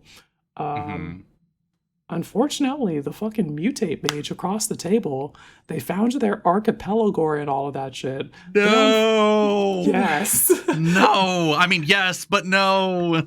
They're on 5-color mutate, but it really feels like they're playing the Otrimi precon, because that guy lands and is just like, okay, this is my guy. I'm just going to pile up everything on that. And every time they connect, they're dragging a guy with mutate back from the grave to their hand and being able to stack more on that mutate stack. They've got the guy that whenever you mutate, you make the cat tokens. And then towards the end, they found the guy that whenever you mutate, creatures you control get +X, where X is the number of times that you've mutated. And then the Regal Leosaur on top of that to give everybody +2/+1. And we're just like, shit, dude, all of that and your archipelago, fuck, shit. So we're not dead yet. Yeah. But I get like one more turn here to try and ice them, or we just fucking lose. I Shadow Slice on the other unblockable Cypher Babe, my Mercurial Spell Dancer, and she's got the oil counters on her that you can remove when she deals combat damage to cast your next instant or copy the next instant or sorcery that you cast. So I get to do the very clever mage thing of deal combat damage with her, trigger Cypher, and also have the triggers from the Spell Dancer go on the stack. So I can remove counters, cast a Cypher spell, copy the Cypher spell, put counters on, remove counters, cast the Cypher spell, copy the Cypher spell. And I end up doing like 12 damage to them on all of that, plus all of these cast triggers, but it's just not enough to close it out before they can overrun the table. But that's fucking cool though. It was so sick. We had an opponent on the other side of the table who was not the mutate mage being like, damn, Dimir Byrne really doing it. I'm like, I'm Sultai, but you're forgiven for not recognizing that. All of my Cypher cards are Dimir. You're like, okay, first of all, you are correct, but also... Yeah, there is a more correct answer, but also thank you. couldn't do it without Felix 5 Boots pulling the whole fucking sleigh by himself. Yeah, he really is putting the team on his back and making Cypher a viable game plan. Oh my god. I also want to try Cypher again in Esper because the Camus Obscura Oculus pretty much designed to double Saboteur triggers, and Cypher is basically that. So I think that's a thing that they had intended, and I want to see if that works as well as they think it does, and it probably does because Felix does. All right, on my desk in 2 weeks, I guess. Yeah, we'll think about that. So another thing that happened with Sultai Cypher is backup plans. Okay, hit me with it. Yeah, so I'm playing against Socrates and General Marheld Elsdragon. Elsdragon's on this sick fucking Pauper Infect build, so they're like on just commons and uncommons, I think. And so it's Artisan. Yeah. And just absolutely fucking wrecking us too, because General Marholt Elsdragon is a hell of a fucking card, and creatures with Infect are, man, doesn't feel great to block those with Rampage, does it?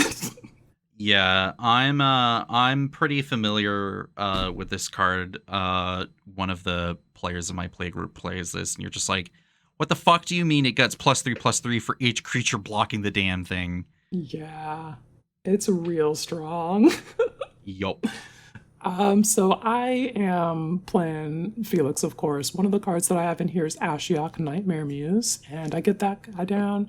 We start printing out Nightmare tokens. The crucial thing that these guys do is whenever they attack or block, have my opponents exile the top 2 cards of their library.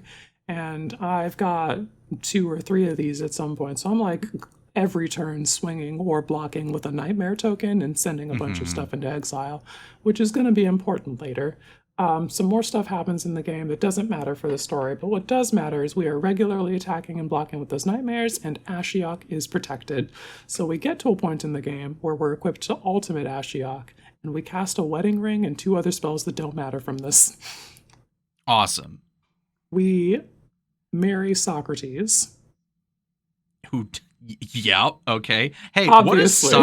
what does Socrates do again? Because, there are some people out there who aren't up to date on Universes Beyond cards. Oh man, this fucking card. Okay, right. hold on, I got it. Hang on, I got it. Okay. Okay, no, I don't. SOC. I'm spelling it right. Why are you acting like this doesn't It's exist? SOK. What? Yes. What the fuck? Oh, That's they spell caps it lock's like the Greek wrong. way. Okay, no, Yeah. I get it. Yeah. My yeah, bad. yeah. I did not respect your game. So yeah, Socrates, the Athenian teacher, he's got Defender, he's got Hexproof as long as he's untapped, and this fucking Socratic dialogue ability.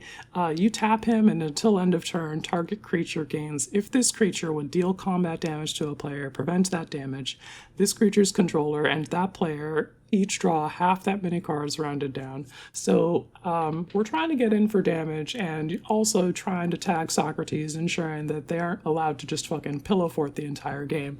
But you're going to get some of that shit fogged, and so they're just stuffing their hand off of my and Marhold's efforts to attack them.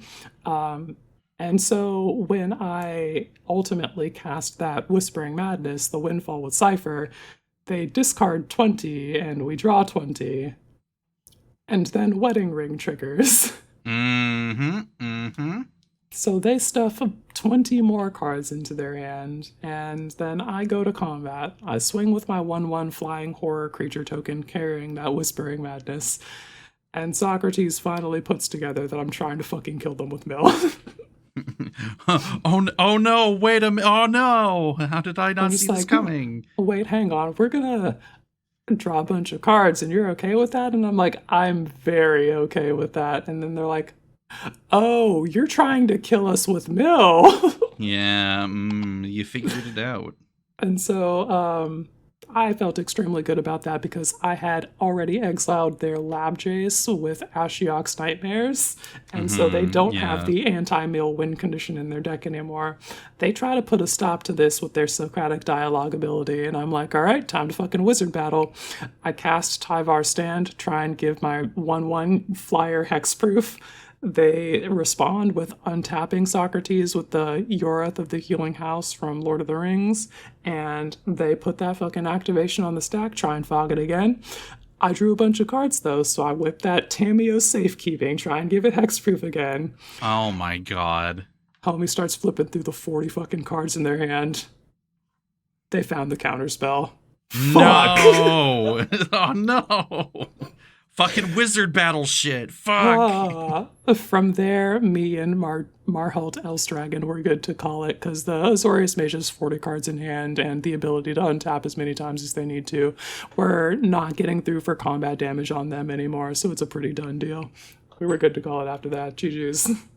Well, big salutes for the effort, but damn. Sometimes your opponents just got it. They just have it. They do. This is why we play the fucking Conquerors, Whale Gamers. You can't be getting interrupted by the Azorius Mage. Keep telling yourself that. All right, tell me about your last plan. Or deck. There we go. That's the word. All right. I'm bringing back Bruce Tarl and Francisco back because holy shit. I'm Cisco back. Yeah.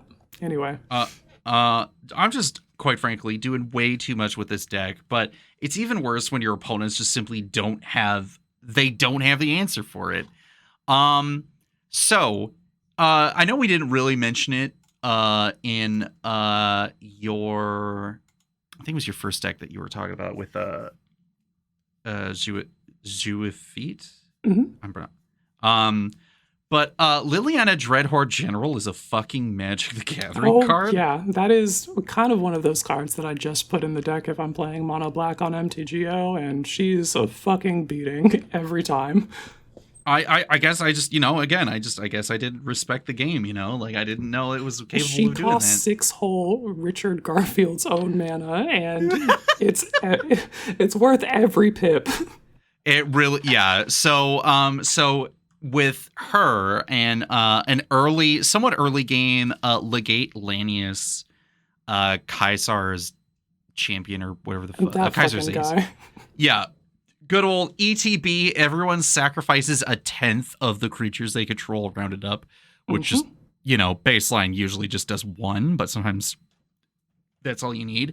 And then the other half says, whenever an opponent sacrifices a creature, put a +1 counter on Legate Lanius. So I just start doing that in tandem with having Feast of the Victorious Dead out there as well. Good old Aftermath card. Saying at the beginning of your end step, if one or more creatures die this turn, you may gain that much life and distribute that many +1 counters among creatures you control. So Sick. I have an early game Francisco out to get pumped by that, and then Widget exploded because Joel said absolutely fucking not. And then I was like, cool, so I'm going to put like Arvad the Cursed out there. Like, I'm going to blow up Arvad the Cursed. I'm like, god damn it, can't have shit around here. Fine. Then I'm going to do Legate Lanius and then eventually Liliana. And then they're both like, can't have shit around here. But eventually, through a combination of a bunch of stuff, I eventually get the win. But the one thing that really pushed it over the edge was just the continuous, like, all right, everyone sacrificed 2 creatures, and they're just like, well, there goes my 2 creatures, and my Legate Lanius is growing bigger and bigger. You get a Professional Facebreaker out, and then you get a Grim Hireling out kind of at different times. Then you're like, cool. Now that all my stuff is getting all these +1 counters that we're talking like, okay, they don't have any evasion, but we're still talking about like 9/9s and 10/10s and all this other stuff. Orcus Priss of Undeath, this other card that like has always like been in my lists, and I just never been able to finally do the thing that he's supposed to do. He's a perpetual 101st card for me because he looks real good, and then I just don't want to do the text that he wants me to do. Tell me about how he worked for you. So, pretty sure the X value was like 4 or 5 for the -X until end of turn. So that's X2 black and a red for a 5/3 demon with flying and trample. When he enters, you choose 1, which is the board wipe, and then you lose X life for -X, or you return up to X target creature cards with total mana value X or less from your graveyard to the battlefield to gain haste until end of turn. Didn't need that one. It was just the board wipe to finally still keep people from crawling back from the crab bucket. And then I just start turning creatures sideways, and they're just like, well, you got a bunch of zombies, you got this several really larges. Bruce Tarl shows up to the party. Something's getting double strike. I get Flaming Fist out. Another one of my commanders is getting double strike, so we're just going to town. Hell yeah. And then I get I bring back, like, I'm pretty sure I brought back Demonic Embrace for that particular game, but just like everything worked out exactly as the deck was intended to do, and by God did they try, but by God it didn't fucking matter. Oh man, sometimes you really do just have it all. Yeah. As I've made changes to this deck, like from the last time that I mentioned it, like things have just felt like they've gotten a little bit smoother here and there. Like early game Guild Artisan helps out even if you're not dealing any damage off Francisco. Good old connecting the dots, coming in to do the work when I'm like, cool, I got 1 card in hand. I think it's good to pitch that and draw like 5 or 6 cards or something. I don't know. It's pretty good. Good old Dancer's Chakrams. Just you're on Dancer's Chakrams too. Love it. Oh yeah, both of them getting +2/+2 and lifelink, which is a little redundant with Bruce Tarl, but if you want to give something else lifelink, and just it's good. It's just good. It's doing the job. Having a lot of, I think Johnny Mardu is just going to continue Mardu Summer Part 2. And actually, you know what? That's what I'm going to do. I got Joel finishing drawing the Mardu wings on this ball cap that I'm getting. And I'm going to wear the Mardu Summer shirt, and I'm just going to, like, take a photo out somewhere and just, like, be Johnny Mardu. Oh, yeah. The outfit is complete. All right. Let's take a quick break. And then do 5-day storytelling. Sounds good. Bring in that elevator music.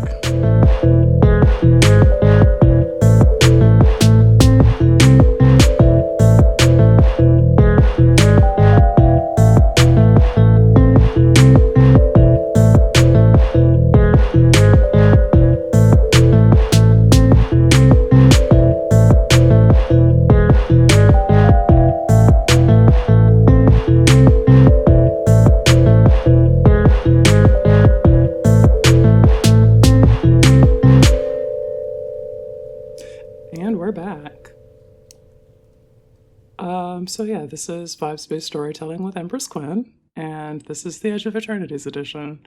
And up front, motherfuckers, hey, there are 11 main stories and several side stories. There's only so much detail that we're going to get into here and still have like a reasonable length podcast. So we're not going to cover the side stories. Reasonable for us, you mean? Yeah, reasonable for us. So yeah, we're not going to cover the side stories, just the main story run through here, and I super hugely recommend checking out the story in any way that you can. Read it on the website. There are also links to the audio versions on those websites. You can also find it on the Magic Story YouTube. There, I think that is just the Magic the Gathering YouTube, and then they have the story podcast in a playlist. You can also find the Magic Story podcast wherever podcasts are sold. I just really want you to experience this, gamer, so do that for me. With that out of the way, let's fucking get into it. All right, go for it. Take it away. All right, so chapter 1 is going to introduce us to the setting, going to tell us about the main factions, and tell us about two of our main characters. We've got Sammy and Tanuk, and it sends them on a mission. The setting is the Sothera system. It is this black hole, and the information about that we will reveal as we go on. Okay. Factions. We've got the Monoists who want all things to come to Inevita. That is their, like, the basis of their religion, I guess, is that the purpose of a system is what it does, and the system of our universe converts matter into black holes. So who are they to argue with that? All things come to Inevita. We just need to make sure that all of our black holes are going to the same place. And so they have this process called concatenation that they use to ensure that they are all linked up to the correct next eternity, which is the universe that they believe exists on the other side of black holes. They're portals to them. So yeah, there's all things come to Inevita, and they're trying to ensure that they get all that concatenated. Sothera in particular is special to them because this is a black hole that they created, and it is the 1000th black hole that they have created and concatenated with Point Prime, as they are calling their next eternity. So this one is of particular like religious significance to them, and they created that by feeding it tiny miniature black holes, and it ate those and then collapsed in on itself and became the super void. There's 5 other planets in the system. They correspond with the colors of mana. We don't super have time to get into all of that. But they are the lands. They are like the monocolored lands. Yeah, you can check the planet cycle from the set, and that'll give you the like setting names. I guess I can just like T:planet and pull those up real quick. Yeah, that works. So yeah, the green one is Avendo, Waking Haven. The white one is Adagio, Windswept Bastion. This is actually where the Sunstar Free Company's like not Sunstar Free Company in particular, but the Summists' home world is. the Uthros Titanic God Fort is where a lot of the Ilvoi hang out, and you might meet them in here eventually. Susur Secundi, Void Altar, is the homeworld of the Monoists. It is, I think, closest to the Super Void, which is how they were able to feed it black holes so efficiently to turn it into the Super Void that it became. And then Kavaron, I think they pronounce it Kavaron in the story, so that's what we'll use, I guess. Kavaron Memorial World is a planet that got fucking exploded in half because they were mining too deep and too greedily. And now there's debris constantly falling onto one of the halves of the planet, and the other half is just fucking exploded outside of the surrounding vicinity of the planet. And so the planet that still is together has this planetary laser propulsion system that they use to push falling debris out of the way and back into space. God, they really did think of everything for this story, didn't they? Yeah, dude. They fucking love to world build, and they just, I'm eating all of it up. It's delicious. Okay, so with that out of the way, we can talk about the Summists now. Their mission is to grow the sum. Converse to the Monoists who think all things come to inevita, the Summists would like to see a longer dawn. They think that the stars, I guess we're just it's not that they're beautiful, but that they're good and they're worth fighting for. And so they fight for it. And they have to push back against the nihilism of the Monoists because otherwise they would collapse into despair, I guess. So I remember Hen was talking about this. I think it was Hen. I could be wrong. But instead of the Monoists actually kind of being nihilists and then venturing into Mono Black being bad again, they're kind of more... not hedonists. I don't know how to describe it. I guess it's they ultimately respect free will. Yeah. So... so it's if there's a thing that you want to do, then they respect that you would like to do that and you live that way. I can't remember if I talk about this later, but they sleep in salt baths, and in part of the story, Alpha Rael is waking up, and they mention that there isn't a prescription for wearing clothes in the Monoist society. That's a thing that you can choose if you want, and we respect that choice if you do or don't. Oh, so we're a society of nudists, but you're allowed to wear clothes. I think that's just a thing that you can do if you want. Interesting. Okay, huh. Yeah, so that's about them. Main characters, Sammy, they, them pronouns, human, captain of the Sarima, a spacecraft in the set that finds legendary creatures, which is basically what it's doing here, collecting our main characters and showing them the universe. They're on a quest to find their cat, Miri, who walked away one day when they got spooked, and they haven't shown up since. Weft walk is a term. That's it's a lot like planeswalking, except they travel through the Weft, which you do see a little bit in one of these side stories from the point of view of, I think, a member of the species that pioneered the technology for Weft walking. And it is just a lot like the descriptions of planeswalking and going through the blind eternities, except the Weft is... It only exists within the Edge. Yeah, I guess. Okay. But their little kitty cat companion was poof. You're oh no. And that's a fucking flippant thing that they say in the paragraph is just that, yeah, as cats are wont to do.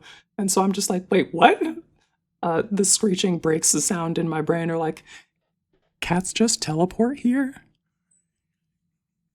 What a concerning thing. Oh no. It's oh, well, I think my cat's dead. It hasn't been around for 6 months. poof. Where's my food? Like, what? Yeah, basically.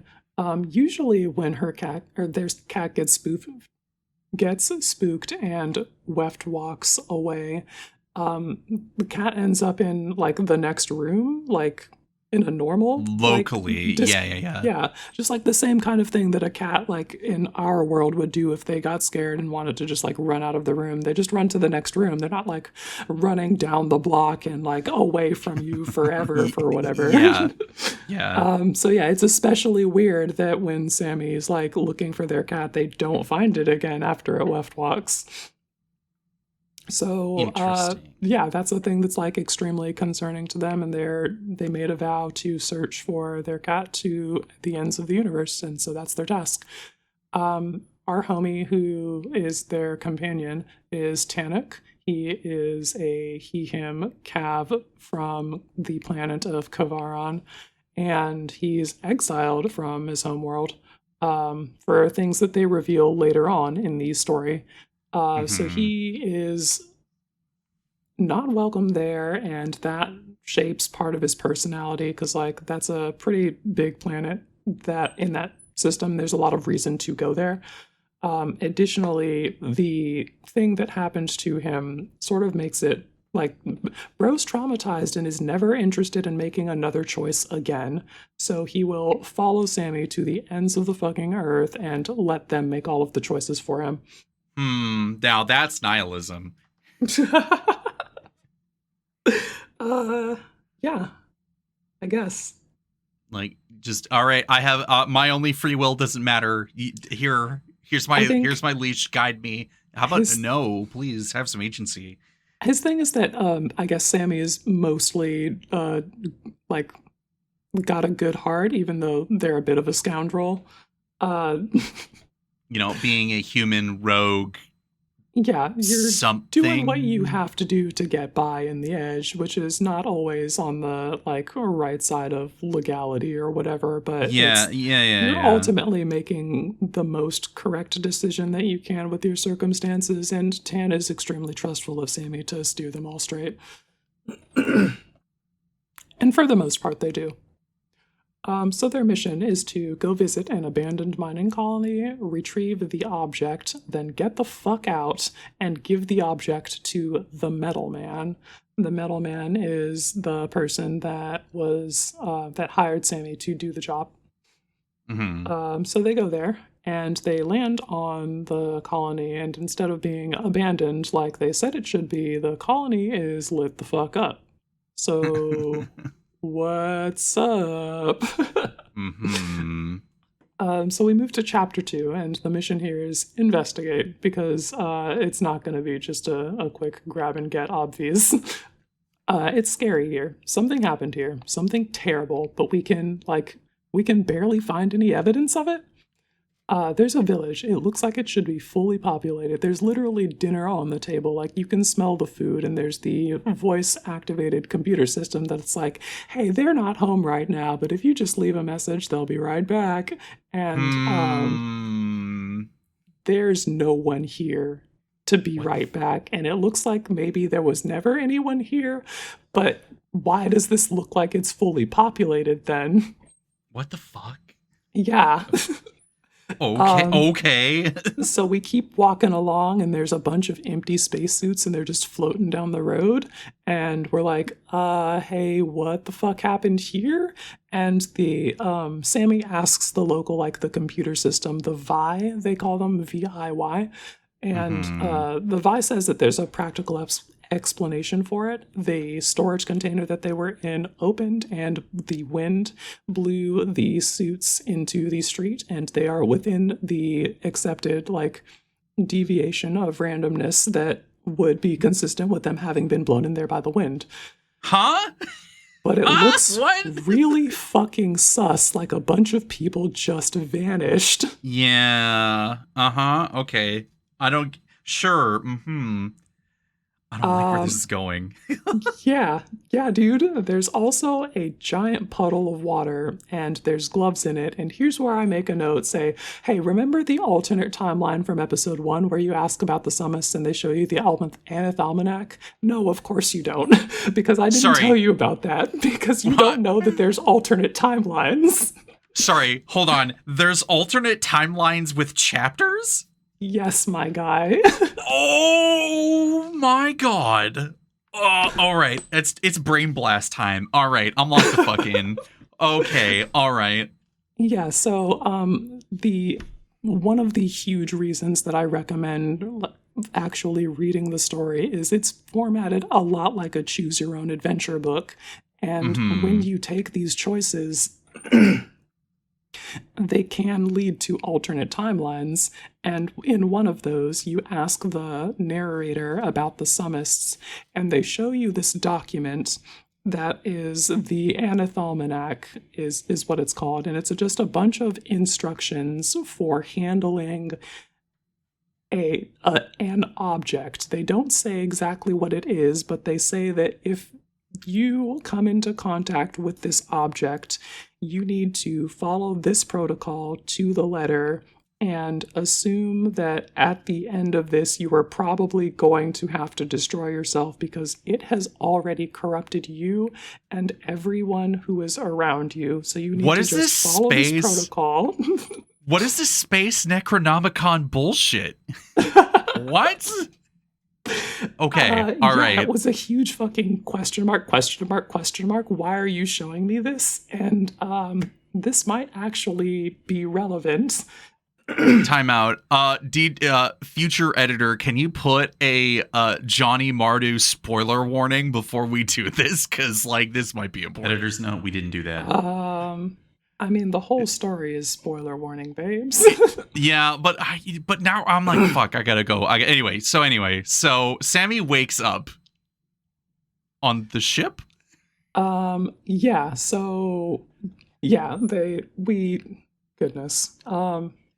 I just need to say that one of the important things that the Aneth Almanac tells you to do is open a container of water and set thy hand ablaze and put your hand into the water, and you have to do a bunch of calculations for the amount of water that is vaporized while you are following these to measure the amount of time that you have spent doing this in case your contact with the object has somehow rewritten the timelines so that you don't remember doing things that you were supposed to have done or not having done something you were supposed to have done. Is thy hand still burning? Yes, this is where this is from. At several points in this, they are asking you, is thy hand still burning? What the fuck? What the fuck? I'm getting... Okay, I can't... Okay, continue. Continue. Okay, so yeah, let's move on. Sammy, they wake up on, hang on, I'll show you the Aneth Almanac. Yeah, okay, there we go. Sammy, they follow the cat noises on the colony. They locate the object. There's a extremely fucking weird scene where they try and move the object into a, like, containment unit and not touch it because it reacts weirdly, like it's supposed to be a normal rock, but it also doesn't look like a normal rock. There's a weird field around it, and if you try and get close to it, it also moves and swirls around. So they're like, you know what, let me not touch this. Let me just move this and scoop it up in this thing. And they almost do that, but then they get this vision when they barely just like graze the object with their suit of them dying and choking on mold, and their co-pilot Tannic fucking screaming and hollering, Sammy, no! And then they wake up on the ship. Okay, all right. And they're like, wait, what the fuck happened? Tan, are we good? We need to... And then Tan's like, we're chill. We're okay. We're escaping. We're following our flight plan. Everything's fine. And then they're like, wait, but the rock. And then Tan's like, we've got the rock. It's in the unit that you put it in. It's on the ship. We're okay. We're all good. Mm-hmm. Okay. So then we move on to chapter 3. Okay, yeah, okay, sure. Okay, moving on to chapter 3. Sounds good. This is where we do more of a factions deep dive. We meet a summist and a monoist up close, and they become our Blorbos. So our monoist is Alfarael. The narrator in the story pronounces it Alpha Rael, but I like to lean Alfarael because it sounds more like the naming conventions used by angels in the Bible. And I think that is an intentional reference by the author, most likely. That's a Bible reference, I guess. Question mark. So anyway, yeah. Brill wakes up from a bad dream. Sis is falling into the Supervoid, and instead of being the beautiful, experience that they promised, she's stretched and burning and dying on the event horizon for all of eternity. And frankly, it's caps lock fucking horrifying, and I absolutely get why that sucked. So, yeah. What the fuck? Yeah. Okay. They're like, yeah, just get compacted to 0. It's beautiful. You'll wake up in the next eternity. Compact me to 0. No, actually it sucks. You are burning and dying for eternity. And then he wakes up from that bad dream, and there's a messenger who's like, you woke badly. Anyway, there's a message. Your sister, she got called to jump into the void. They were instructed to deploy Inhibitor surveillance. Their ships called Inhibitor units. They don't take off if there's not a very certain possibility that the thing will land where it's going, and so it's inevitable, and that's where they derive their name from. So they're trying to deploy Inhibitor ships as a surveillance, and if they're successful, they can send a strike team to board the ship. The thing that they are trying to do is board the fucking Dawnsire. It is the Summist's big battleship. It is the card from the set that is a spacecraft that does 100 fucking damage. Yeah, exactly. Once you've crewed it up, it deals 100 fucking damage to target creature. That is a Horizon Javelin powerful enough to make black holes vomit up the suns that they swallowed and reignite them. And so that's presence in the galaxy is the greatest blasphemy to the monoists, and they have to stop it. Alfarael gets the news that his sister got called to jump into the void and does not take this well. He immediately joins the party that is supposed to board the Dawnsire, which is like a certain death operation, basically, and then goes to a party, and party's like it's his last night on Susur Secundi. It is. Oh, no. And there's a section in there where he's interacting with everybody, and they're like, this guy's trying to act like he's not going to die tomorrow, so naturally everybody can tell he's probably acting like he is going to die tomorrow. Yeah, they're like, everyone, he knows that you know that they know that he knows that he's going to die. Yeah. And so they're turning up, and there's this lurking specter of your fucking toast, kid. Oh, jeez. And then it's drop time. # nothing tests our faith. Is a thing that they say when they're finishing. I was gonna say, is that a thing that they're just straight up saying? Just casual, just drop it. All right. They sign off a lot of their transmissions with "Nothing tests our faith." They say "Nothing tests our faith" before they do the impact into the ship. And while he's on the Inhibitor, he meets some people and gets some names, and then it really sets in that he's gonna fucking die here, and he screams, and then he finishes screaming and has a conversation with the people on the ship, okay, how does this work? What's the plan? So he has this freak out moment. All right, back to business. It's okay, I'm normal. God, you know what? Just really, it's expected. Oh my God. They're nodding understandingly, yeah, of course, because it's you are gonna fucking die here. And not everybody says, okay, with that as other people. So yeah, nothing tests our faith. They land on the ship, and then we cut to our summist Blorbo, Halia. She is wrapping up her knight in himsery banners, armoring him up. They're just like long sheets of, I think, I forget exactly what kind of cloth. It's probably like linen or some shit. But they're like, they've got prayers and stuff written on him, so it's kind of a like you're shrouded in the protections of your faith, in addition to actually like serving a purpose. Man, religious zealotry. Let's fucking go. Yeah, it rules when it's on space, guys. Very fun to read. If it's on real people, question mark. If it's in rando fictional space people, it's sick as fuck. Hell yeah, tell me more about your space religion. Sign me up. You got jetpacks? I'm selling Earth off. Like, it's fine. Actually,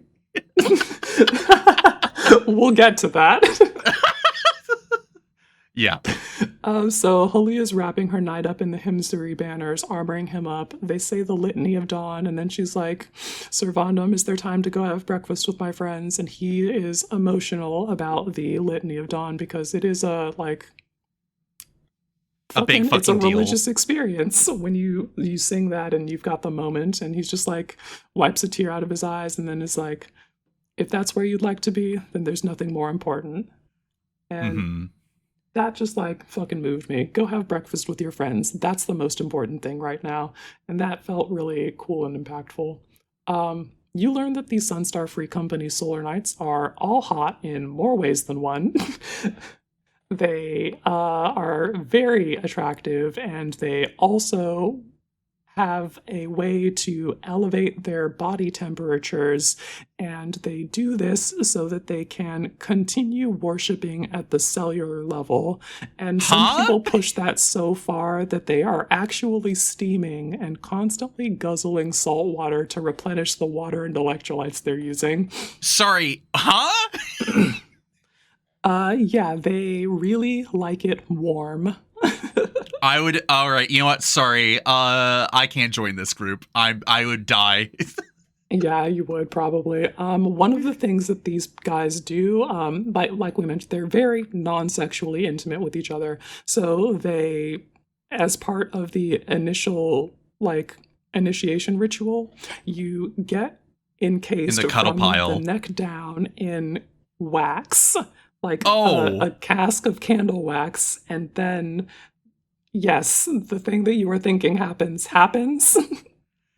Okay. Yeah, the big initiation cuddle pile. Got it. Okay. No, not that. Yes, that, but after they rip the wax off and you are hairless from the neck down. Oh, ow. Oh no, I'd be bleeding from every goddamn pore. God damn it. I don't think it's a thing that actually makes you bleed, but it does. No, hurt a take lot, it from someone that had I had my necks waxed, and that shit was so fucking horrendous. I was bleeding from several pores. It was terrible. Fuck, dude, that sucks. Yeah, it's not great. Anyway. So yeah, it's a ritual that they do because they claim that hair is a fire hazard in such a warm environment, and maybe that's true, but it's also just the searing white hot pain of having all of that hair removed at once is a thing that builds character. But Halia has a whole ass head of hair. Yeah. So everybody from the neck down, like we talked about, is fucking smooth. But above that, you're fine. It's not as much of a fire hazard, I guess. Much to think about or something, anyway. Yeah, much to think about indeed. So anyway, they go out to breakfast with their friends. You learn a little bit about their interactions. Halia's like, hey, so grow the sum. That's what we're supposed to do, right? But what if there's a thing that says to grow the sum, but it's wrong? Is that still cool? Am I supposed to do the bad thing even though because it grows the sum? And they're like, look, Halia, you just gotta look to the sum, okay? And then you grow it. It's simple. There you go. Which means fucking nothing. Nothing. It just doesn't mean anything, yeah. Gotta love we that don't part. have time to get into that because alert, monoist attack. Oh no. Yeah, so this is the part where we're getting the Ineviter ships are trying to land on the Dawnsire, and they have like security systems and whatnot, so they know where they're landing, and they know that they have time to get there, and they have a plan of attack that they're going to form.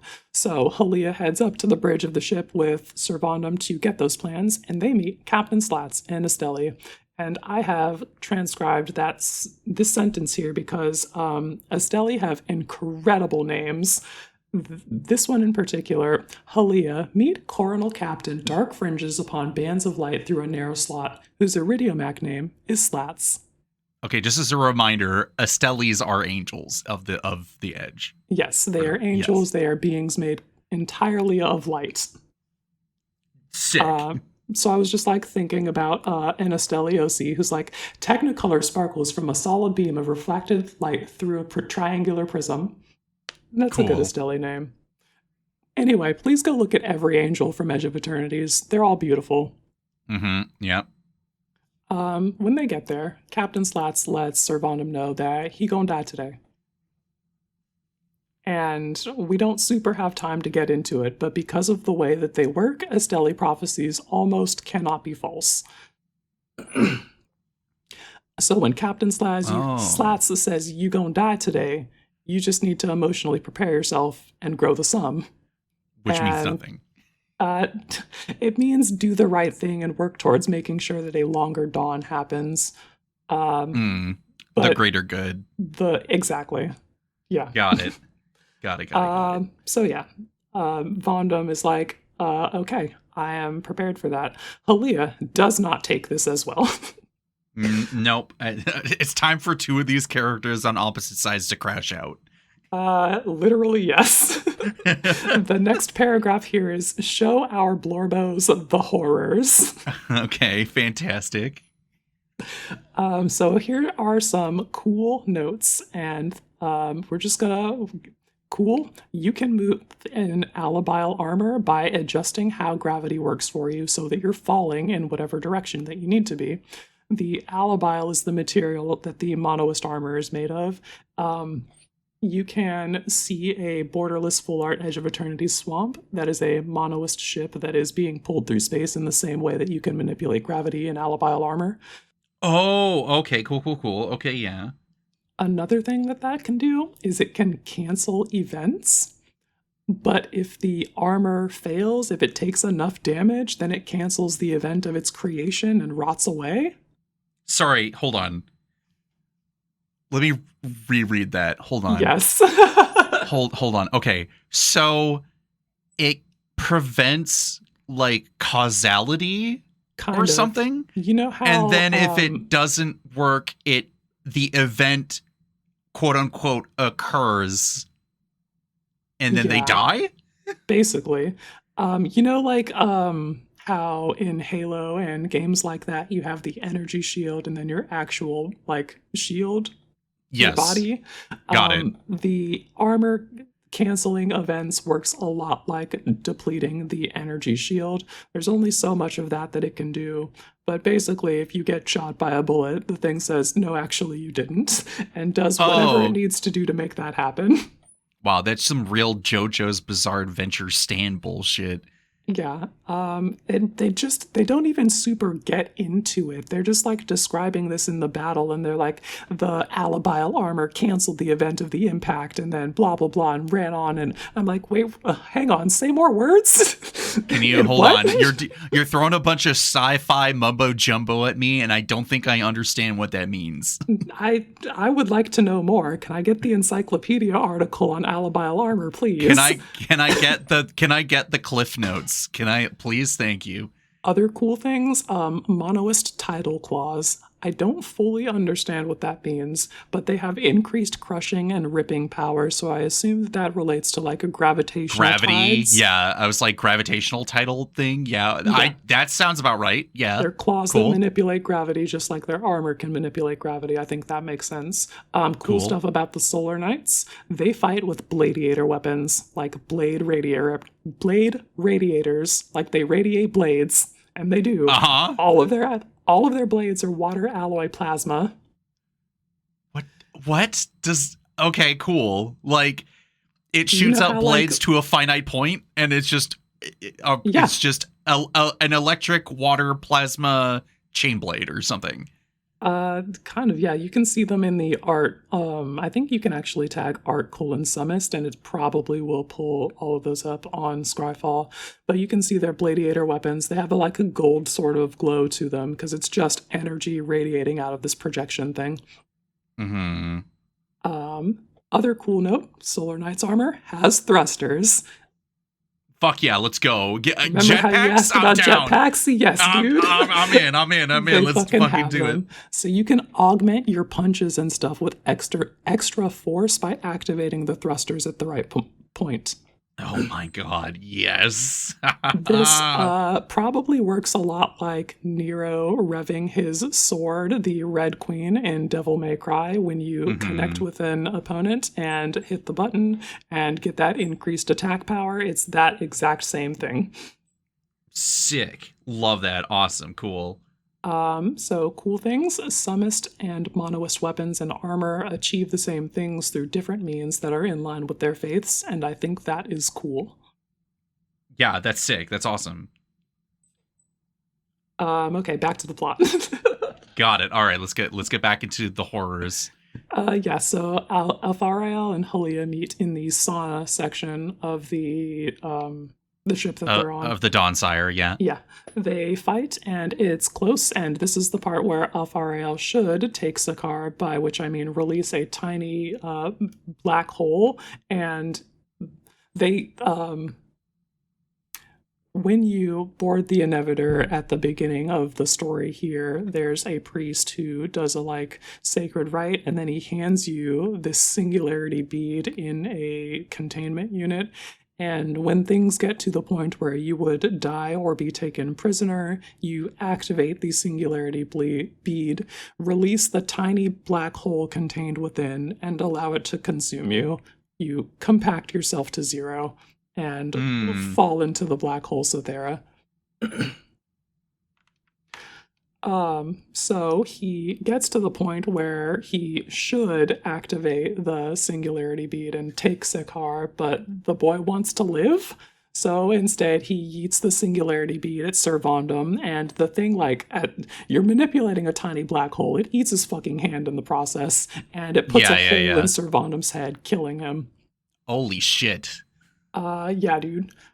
We have T-4 minutes until the Sherazade collapses. Fuck, dude, I didn't explain that. The Ineviter ships, they move really fucking fast, and they don't slow down for impact. So how do they not splatter everybody when they land? Great question. They kind of just rewrite time about it. They have a bubble of time that they slow down at the moment where they impact, and you have 15 fucking minutes to accomplish whatever you're doing, and then before all time of that fits momentum itself. Catches up with you and you go splat. So the thing that you need to do if you're not going to get caught in that is make sure that you are moving at the correct speed so that when you do accelerate back up to that at in real time, then it's just you going back to normal instead of you going from 0 to splat. Mm-hmm. Yeah. So yeah, we've got T-4 minutes until Splat Zone. Alfariel still wants to live.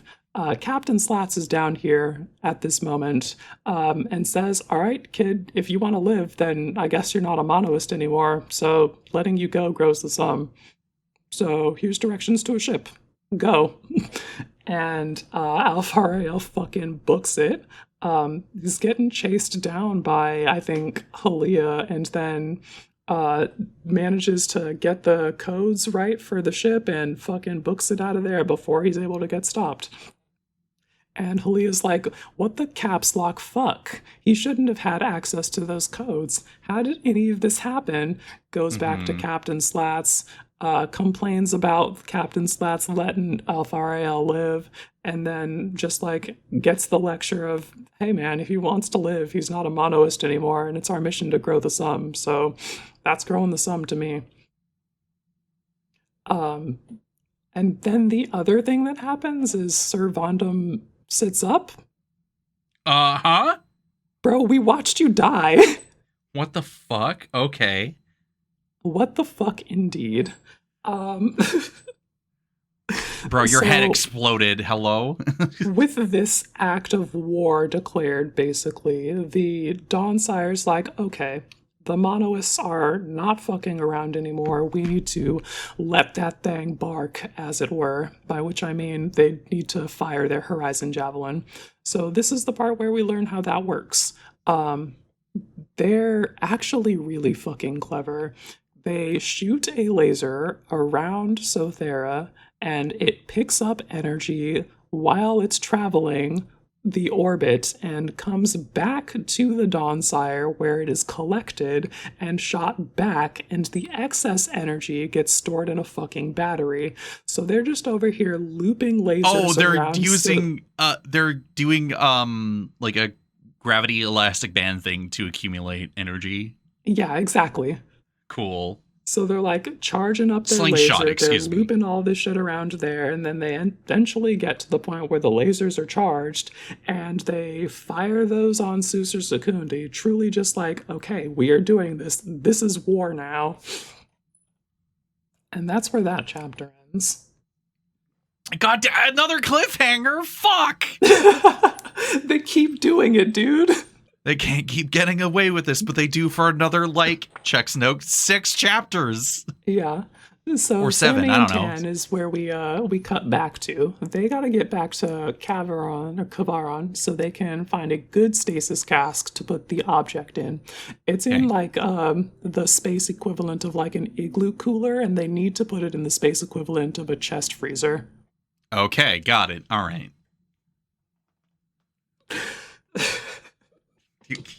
I got that one. I understand that. Fucking, let's prevent events from occurring and then also do time dilation until it accelerates and kills you. Like, what? Yeah, shit's mad fucked, dude. Cool. I mean, it's all sci-fi bullshit at the end of the day, and it's sick as fuck, but also, what? Anyway. Oh, yeah. So we're in the skies over Kavaran. There's a Sunstar Free Company ship fucking wilding out. They are moving way too fast and using their nuclear engine where they absolutely should not be. This shit is a crime. You are going to radiate this homeworld. This is literally illegal. It's called wake crime.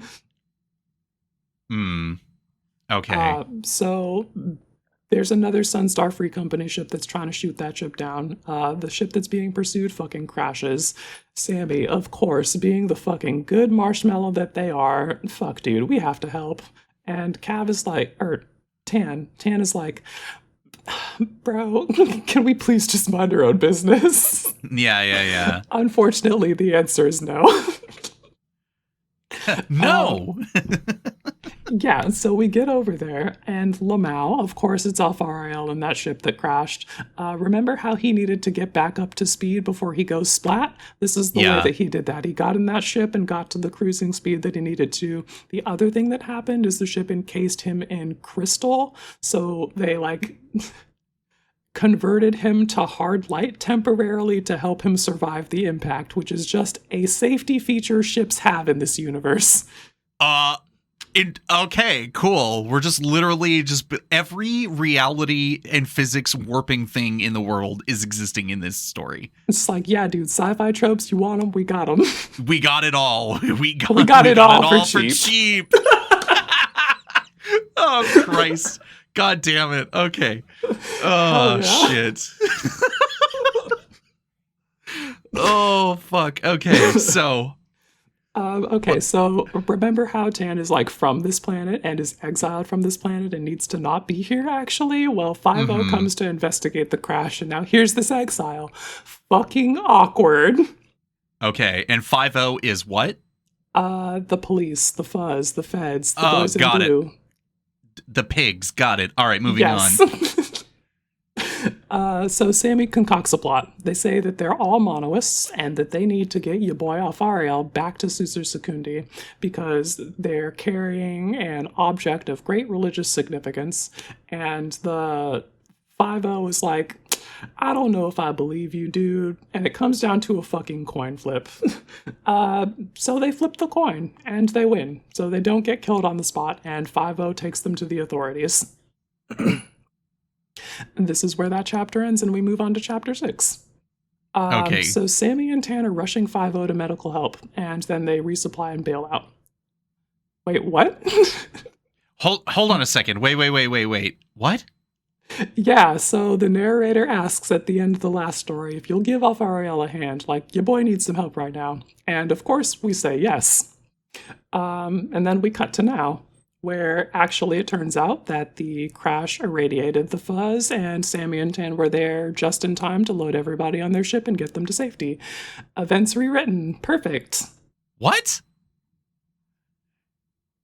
Okay. Yeah. We'll come back to this later, I guess. Asks if we will give Alfariel a hand, and then we say yes, and so they rewrite the timeline so that we have given Alfariel a hand. Huh. Interesting. Okay. Sunstar Free Company ships show up in the atmosphere. They have tracked the position of the object and also the ship that the monoist is on. So they're really not having they're not fucking having it. They're like, give us the fucking object, surrender the fugitive, all of that.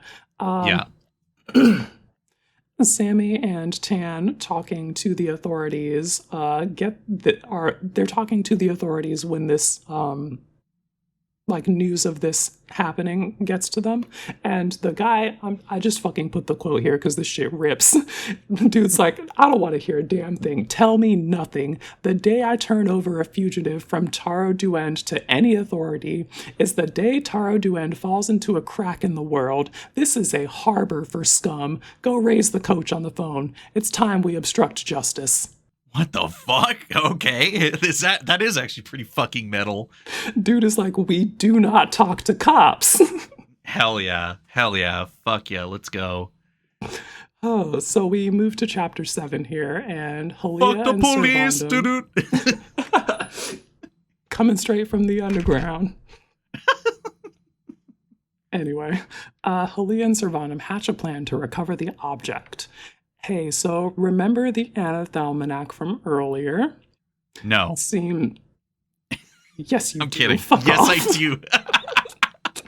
No. It seems completely weird, and it seems fucking weird and completely nonsensical out of context, but this is the chapter where we get the context that makes all of that actually mean something. The whole point of it all is to anchor yourself to a fixed point in time with so many connecting threads that are all based on you specifically, so the object doesn't have anything that it can latch onto to gently nudge events in the direction more favorable to it. I'm sorry. You said it can't do anything to nut, and I'm like, oh no. Sorry. I had to take that moment. I'm sorry. Continue. Anyway.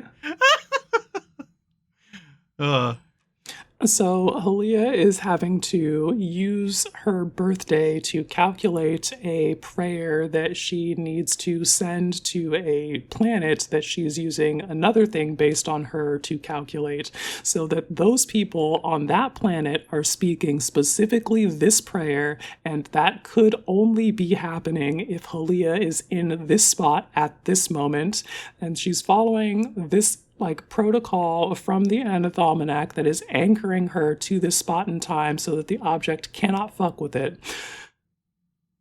Okay. And so the plan, Halia suits up, heads down to Caveron, finds Alfariel, because he will have the object, and then destroy it. Failing that, Protocol 7 says to fucking glass the planet. Not your fault, Nihilists force you to do it. What the fuck? Yeah. If you can't recover the object and destroy it, then we have to destroy the entire fucking planet. Exterminate Damn, us. we're really just gonna do a fucking Halo Reach straight up. Yeah. Damn. All right, cool. Unfortunately, none of that fucking matters because Halia didn't follow the Anathalmanac to the letter. She's not actually wrapped in its protection. Oh, and she's got no. a secret plan inside the plan. because she wants to use the object herself to rewrite events so Sir Vondum never fucking died, because he's been fucking weird ever since, and she just wants her knight back. Mm-hmm. Okay. Yeah. Dude is like, I'm corrupted, I'm evil, I've been touched by the object, Anne's truth is the word that they use for it. Uh-huh. And he's just like, I can't make any real decisions anymore because I'm under the influence of the object. Halia, you have to do this instead. And Halia's like, okay, fuck, dude, I just want things to go back to the way they were before you died and came back from that. So I want to rewrite time. I understand already where see she's where this coming is going. from, but girl, come on. I mean, look, some people just can't accept life things happen. Yeah, so like getting your head imploded by a black hole. Yes. So Halia finds Sammy and Tan and Alfariel on the ship and fucking kills Sammy and Tan and feels fucking awful about it. And Alfariel reaches out with his hand. Hey, hang on, he didn't have a hand there previously. And then you go back and checks notes. Remember when you were asked to give Alfariel a hand? Uh-huh. And you thought it meant figuratively? No, actually, it was meant literally. Please give him a hand. And so now he has a hand with a tiny hole in it. And when he holds that hand up to things and looks through the hole, he can see through the thing that he's holding it up to. So he holds his hand with the hole in it up to Halia's armor and is able to stab her with a sedative thing and uses the stone to rewrite events so that Sammy and Tan aren't dead and things are fucking normal. Okay. And now it's Halia's turn for a crisis of faith here in chapter 8. What the fuck is going on? So everyone's alive, and they're all on the ship, and the Sunstar Free Company has proceeded to Protocol 7, and they are glassing the planet. Or they should be, but they're not hitting Halia. So Halia radios to Vondum to say, hey, I'm alive, and I've got the stone. Push the button. And Vondum is like, hey, Halia, we see you've got the stone. Go ahead and come on back. Huh? And Halia's like, bro, we are in the middle of Protocol fucking 7 and you're asking me to come back from the stone? Just laser me from orbit and let's move on. You have to do this. I'm telling you the stone is right here in my hand. You can end it all. Just fire here and stop killing innocents. And they do not do that thing. They keep glassing the planet and do not fire on Halia, which makes no fucking sense. And so she is like, how can you be doing this? Is this what it means to grow the sum? And after a little while, Captain Sammy is, can I take this as your permission to make my escape? And they do. They just fucking bail out. They think that they're not going to go fast enough to escape the Sunstar Free Company ships, but remember Kavaron's propulsion laser network? They shot those things at some sails that they put on the ship, and they used that momentum to get the fuck out of there. Sick. That's awesome. So we're temporarily no longer in danger, and that gives us great opportunities for a monoist and a summist to have a conversation on the way to see the Metal Man. Because, of course, we still have a quest that we have to turn in. Yep.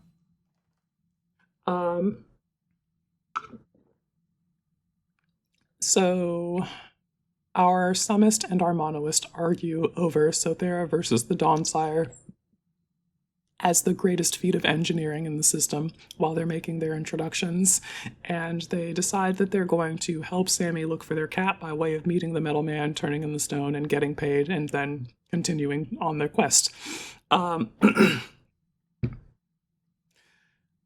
They have a concept called Malomass, which is basically, you are here on my ship as guests and you cannot fucking violate that by being violent towards each other, or none of this whole humans in space shit works. So fucking behave. No fighting. Literally, she puts them in the fucking, not like literally, but figuratively, she puts them in the get along shirt. Good. Excellent. Love that. That's very funny. So the chapter 9, meet the metal man. I mean Tezzeret. Don't call him the metal man. Or tell him that I call him the metal man. Which is what Sammy says to the occupants of the ship. And then they're like, bro, who the fuck is the metal man? And Sammy's just, well, he's a wizard. Huh? What? He's just the Rado wizard dude?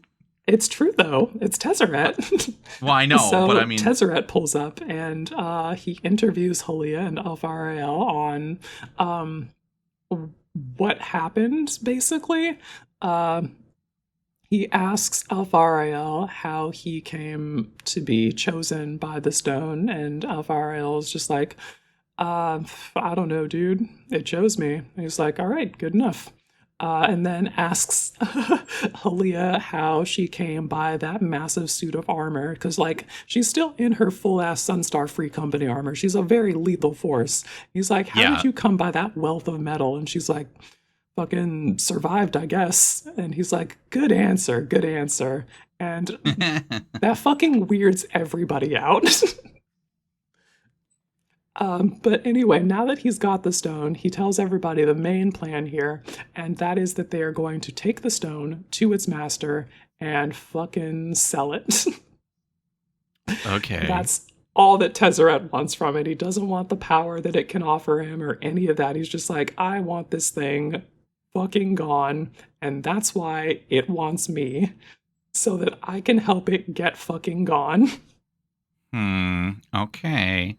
And so they perform they do a thing to find out where they need to go. Tezzeret has Alfariel drop a crystal on a map. The Endstone needs to go to a certain place, and this gives them an opportunity for it to manipulate fate so that the crystal lands where they need to go. It's basically as close as you can get to asking the stone without asking the stone. So Tezzy's looking at Sammy like, hey, so what's there? And I just put the fucking quotes here. It's what we call a liberatory point, a balance between the gravitational pull of Sothera and Uthros, a good place to park things.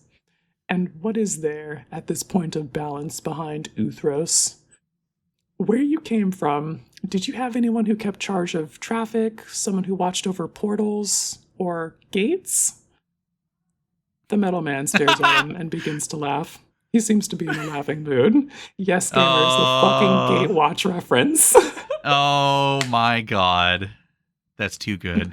There's a couple of little lines like that. One of them is where, like, Tezzeret is telling somebody to do a thing that it'll be challenging, and he's like, consider it a test of metal. And then he laughs to himself as if he's telling a joke just for him. And it's a reference to a book that Tezzeret was the test of metal. Yes. Yeah. So, like, it's a joke just for him, but it's also a joke for us, and he thinks he's very fucking funny. Oh my god, Tezzeret, you fucking wish. You are, but you fucking wish you were as funny as you are. And so the thing that is actually in that spot is Infinite Guideline Station. This is our 5-color set mechanic slop card. Yeah, the classic, of course. Yeah, it is the Brawl Commander for Wooburg for the set. There must always be a Brawl Commander in Standard Brawl for Wooburg, and this is the one that's meeting that requirement. It's got an Eternity column that serves as a beacon to incoming ships and a slingshot to outgoing ships so that they can escape Sothera's gravity. So our plan is to get to the elevator and get the elevator to yeet us the fuck out of here. And so we get in view of the space station after traveling quite some time, and fuck, dude. We got Summus to the left of me, Monois to the right. Here I am, stuck in the middle of war. Mm-hmm. Sammy sends a message to Infinite Guideline Station offering them gifts of information and requesting guidance. And Halia sends a message to the Sunstar Free Company that, hey, we've got the stone, fucking chill, we're bringing it to Infinite Guideline. And Alfarael sends a message to the Monoliths, hey, we've got the stone, fucking chill, we're bringing it to Infinite Guideline. Oh, And fantastic. So hopefully, both of these recognize that they've got the stone and don't have to fucking fire on the spaceship. Taking a huge fucking risk here because they really do want to fucking kill each other over this stone. It is a very powerful object. Sammy and Tan get on board. They tell them about how they need to fucking dip, and Halia and Alfarael, while they're distracted, are trying to steal a ferry to pair with the Surima so that they can use the Eternity Column and get yeeted out of the system. The Eternity Column is a card, right? If I remember. I don't No, the think elevator. That's the Never same mind. Thing. There is an elevator that they do, I think, reference, but it's not the Eternity Column. Okay. Because the elevator you can see is just like it's on a planet, and right. Infinite Guideline Station is not on a planet. It is situated at a good spot in gravity in space between Uthros and Sothera.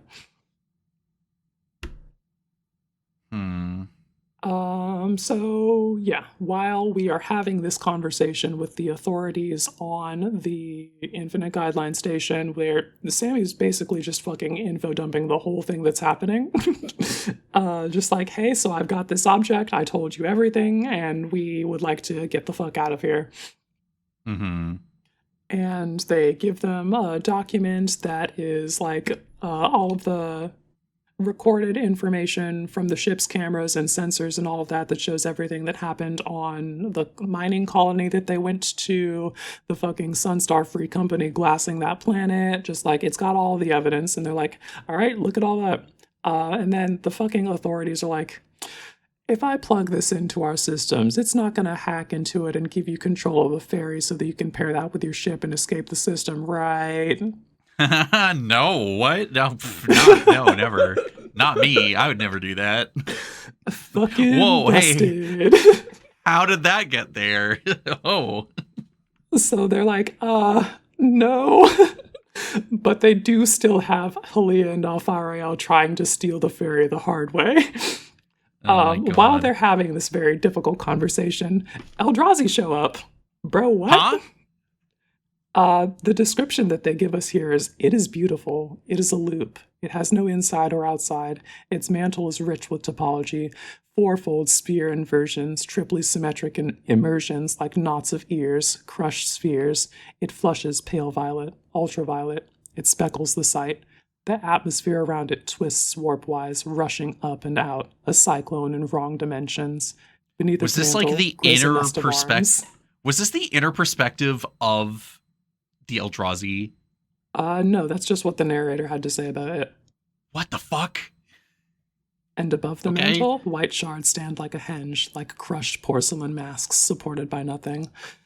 So yeah, there's an Eldrazi that just lands on the ship, and it just fucking eats things, but not in a way that's like consuming it. It just like reduces it to its constituent components and then moves on, like it's disassembling it at the atomic level. And here's a pile of like sodium, and here's a pile of this element, and here's this element. You've been completely fucking deconstructed. What the fuck? And so they're like, fuck, dude, we need to not be around here. And also we need to fucking hurt that. And so they start fucking shooting at it, but none of the guns are doing anything. They learn that if they burn it or electrocute it, the Eld is what they're calling it, not an Eldrazi, which is interesting. That kind of just like harkens back to the Lovecraftian, the old ones kind of thing. Like it's the elder. Yeah, the ancient thing. Yeah. Yeah. Like, yeah. So there is. They learn that they can burn or electrocute them. They can be hurt. They can be hurt bad, is one of the quotes. And you can absolutely like see the damage being reflected in multiple dimensions if you do get the sort of burner electricity damage on that. So I'm just like marking that on the Eldrazi's character sheet, weak to fire and electricity.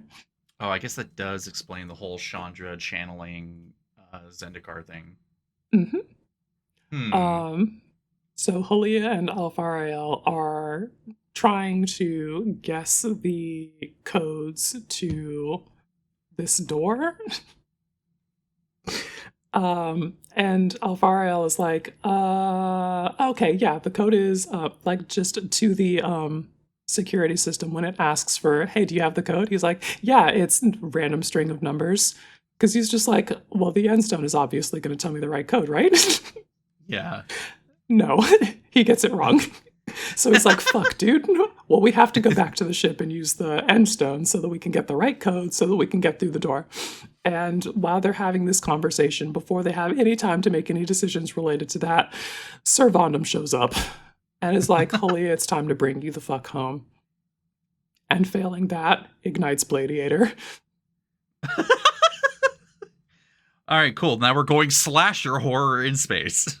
Yes, actually, and it fucking rips. There's this duel scene where Halia is fucking booking it, trying to escape from Sir Vondum, who's just this titanic crushing force, smashing all sorts of things. He's very fucking powerful, and it's all Halia can do to just like be agile and stay out of his way, because she has dueled Sir Vondum before in training. They do this kind of thing all the fucking time, and so they know exactly what each other's strengths and weaknesses are and what they need to do to get out of there.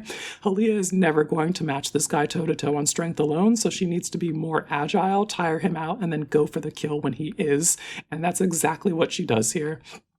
She's like throwing fucking debris in front of him and maneuvering with her thrusters on her armor and just doing her very best to escape the... It's like fucking Agent Frank Horrigan, it feels like. Yeah. That guy's just fucking big like Terminator and lumbering after you. And he's, yeah, exactly. And he's fucking inevitable. Like, he will get here. And it's like exactly that sort of space horror thing for this paragraph. But we get to the point where Halia and Alfariel corner Sir Vondum, and Alfariel uses his hand with a hole in it to make a hole in Sir Vondum's armor, and Halia uses her training to essentially get her fingers in there at the back of his neck and sever some vertebrae and paralyze Sir Vondum. What the fuck? Yeah, it's metal as fuck, dude. I mean, it is. That's also so fucking terrifying. Yeah, I mean, she's got the armor and the thrusters to do it. There's like, yeah. And they're all trained to kill. True. So yeah, she incapacitates Sir Vondum, and then her and Alfariel are able to get through the door that they needed to get through, because that works now. Sick. So let's get the fuck out of here and deliver the end stone. Everybody's on the ship where they need to be. We need to know where to go again. Tezzy has Alfariel drop the crystal on the map again, and it sends us to the spot where the incident happened. By which I mean the ship that Sammy worked on before they took control of the Sarima was the Worm Speaker, and they were doing research on the far edges of the universe and perhaps like researching the Eld. I think they wanted to record voices from the worm wall, was the words, and I'm like, bro, what?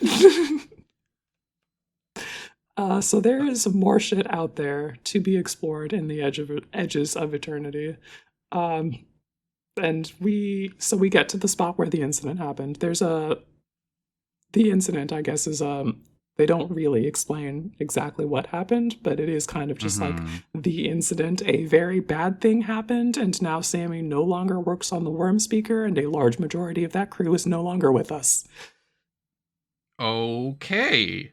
All right. So, yeah. Not a happy place to go to. It's very ominous. We get close and alerts pop. A portal opens up in the middle of the ship, and out steps this being. It's fucking beautiful. Like evolutionarily, like it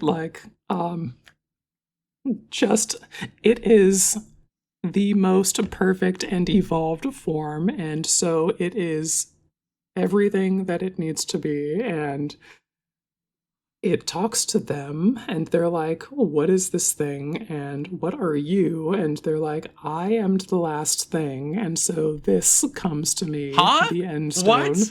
Yeah. I guess they're the thing from the end of time, and the end stone obvious wants to go to the end of time because it, I guess, if it can go to the end of time, it can it has access to everything that came before then. Before, yeah. It's already very good at manipulating events in the current past. If it gets to the end of time and has the entirety of time in the past, then it can do whatever the fuck it wants. So it has quantum immortality then, where it exists at all points of time. I don't know. Okay, because, I read about theoretical quantum mechanics like one time because of a video game, and that's the only thing that comes up to my mind is that if it can be, will be, has been, and therefore exists at like all points of time or something. I don't fucking know. Anyway. Yeah, I think by that description, yeah. So this thing from the end of time wants to take this stone to the end of time, I guess, and we don't have a way to stop that. Sammy is gearing up to give this thing the click, click, bang, bang, and it looks directly at them, and Sammy hasn't said a fucking word out loud about this, but they're like, okay, I've got this gun. If I just get this here and I shoot it right there, it looks like it probably still bleeds, right? It looks directly at them and says, not now. But every serpent needs a hero, so come, find me, stab me through the heart if you dare. And then it dips. It fucking opens up a portal and pieces out. What the fuck? No! And that's it. What do you mean that's what? What? An important thing that happened on Infinite Guideline Station I forgot about is Sammy, while they are clambering on their way back to the Sarima with Tan after the Eldrazi fucks everything up and they need to escape that situation, they find a stasis cask and they open it and it's fucking Miri. And so she walked to a ship that looked like the Sarima, but wasn't it, and then got stuck in a stasis cask and has just been frozen in time for all of this time. And so she's like, oh, I've been gone for 5 minutes, and has no idea that Sammy's been looking for all of this time for her, and is like, oh fuck, my cat's right here. Okay, well, mission accomplished. I'm grabbing the cat and we're getting back to my ship. And then they go and do the rest of the mission. They deliver the end stone, and that's it. Shit is fucked. We're not safe, but Miri's here, and we'll take that. What? Yep. That's how they end it. This whole setup to deliver the end stone. They deliver the end stone. This thing says, I'm at the end of time, and you can't kill me now, but I would love for you to try. It pieces out, and that is it. What the fuck? What the fuck? That is insane. That shit is insane. What the fuck? Damn, vibes-based storytelling has hands. Edge of Eternities, it fucking rips. Please go check it out, gamers. Oh my god. They really did go all out on that, huh? Jeez. They put their whole everything into it. Well, damn, Edge of Eternities really is fucking awesome, huh? Yeah, this setting has hands. I would absolutely love to come back here, and I think we will, because we have left that open plot thread. We have the end stone. We have this creature that we know basically nothing about, but is incredibly fucking powerful. Fucking Tezzeret looks at that and just like, well, that was rather aspirational, wasn't it?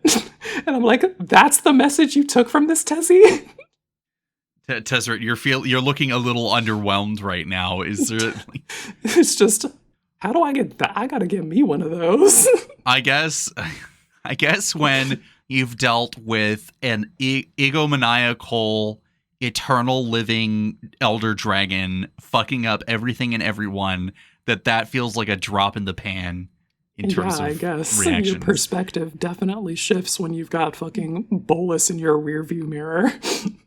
Fucking he's just like, well, anyway, that sure was a test of metal, huh? All right, I'm fucking leaving. And you're just like, what in the fuck just happened? I mean, we got the cat back, but cause and effect and the end stone and blah, choose your own adventure, but then that shit happened, but then it didn't happen. What the fuck? Okay, well, Yeah, I think I know wild. what I think now that I've Final Fantasy 16 has gotten its clutches off of me, I can actually take the time to go check out that story. A thing that I noticed after getting to the end of this and thinking a lot about it is that the narrator of this story is the End Stone, but you get back to that first chapter where you ask about the Summus and it shows you the Anathalmanac. It's telling you what it is. It's telling you it's the End Stone? Yeah. Or okay. Like, it tells you, like, you ask it about the Summus, it shows you the Anathalmanac, which is a protocol for dealing with the End Stone if you come into contact with it. And essentially, that's a cheeky, like, you're asking about the Summus, but I'm flexing. They have this whole protocol just for dealing with me. With me specifically, yeah. Oh, well, I think I need to go sleep this off because there's much to think about as it Hell turns yeah, out. dude. Is thy hand still burning? Oh no. Well, I guess I gotta make a Sir Vondim deck because I didn't know.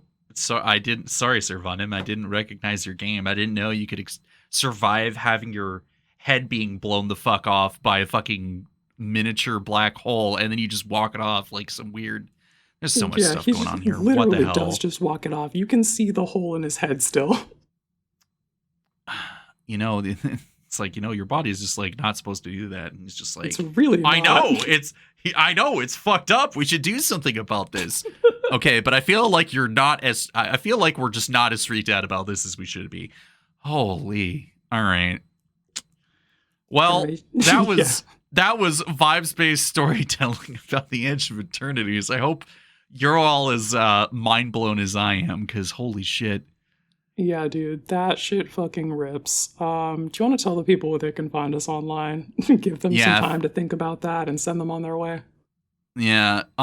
So we're all on Bluesky because that's kind of just where everything's popping.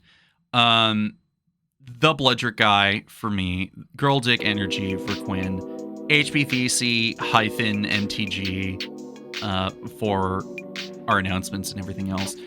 You can check us out on Saturdays at MTG Lexicon, the Dive Bar of EDH, where we're going to be playing Commander games. And eventually we're going to be doing that 24-hour stream at the end of the month on the 30th to the 31st. So keep an eye out for that.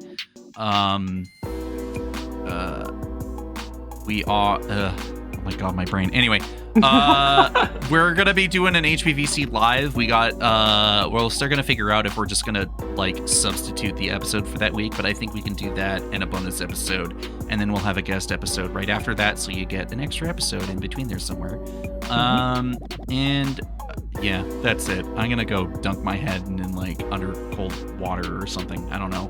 There's too much going on. Follow, I think, protocol number 1 from the Anathalmanac. Anyway, it's been lit. Later, gamers.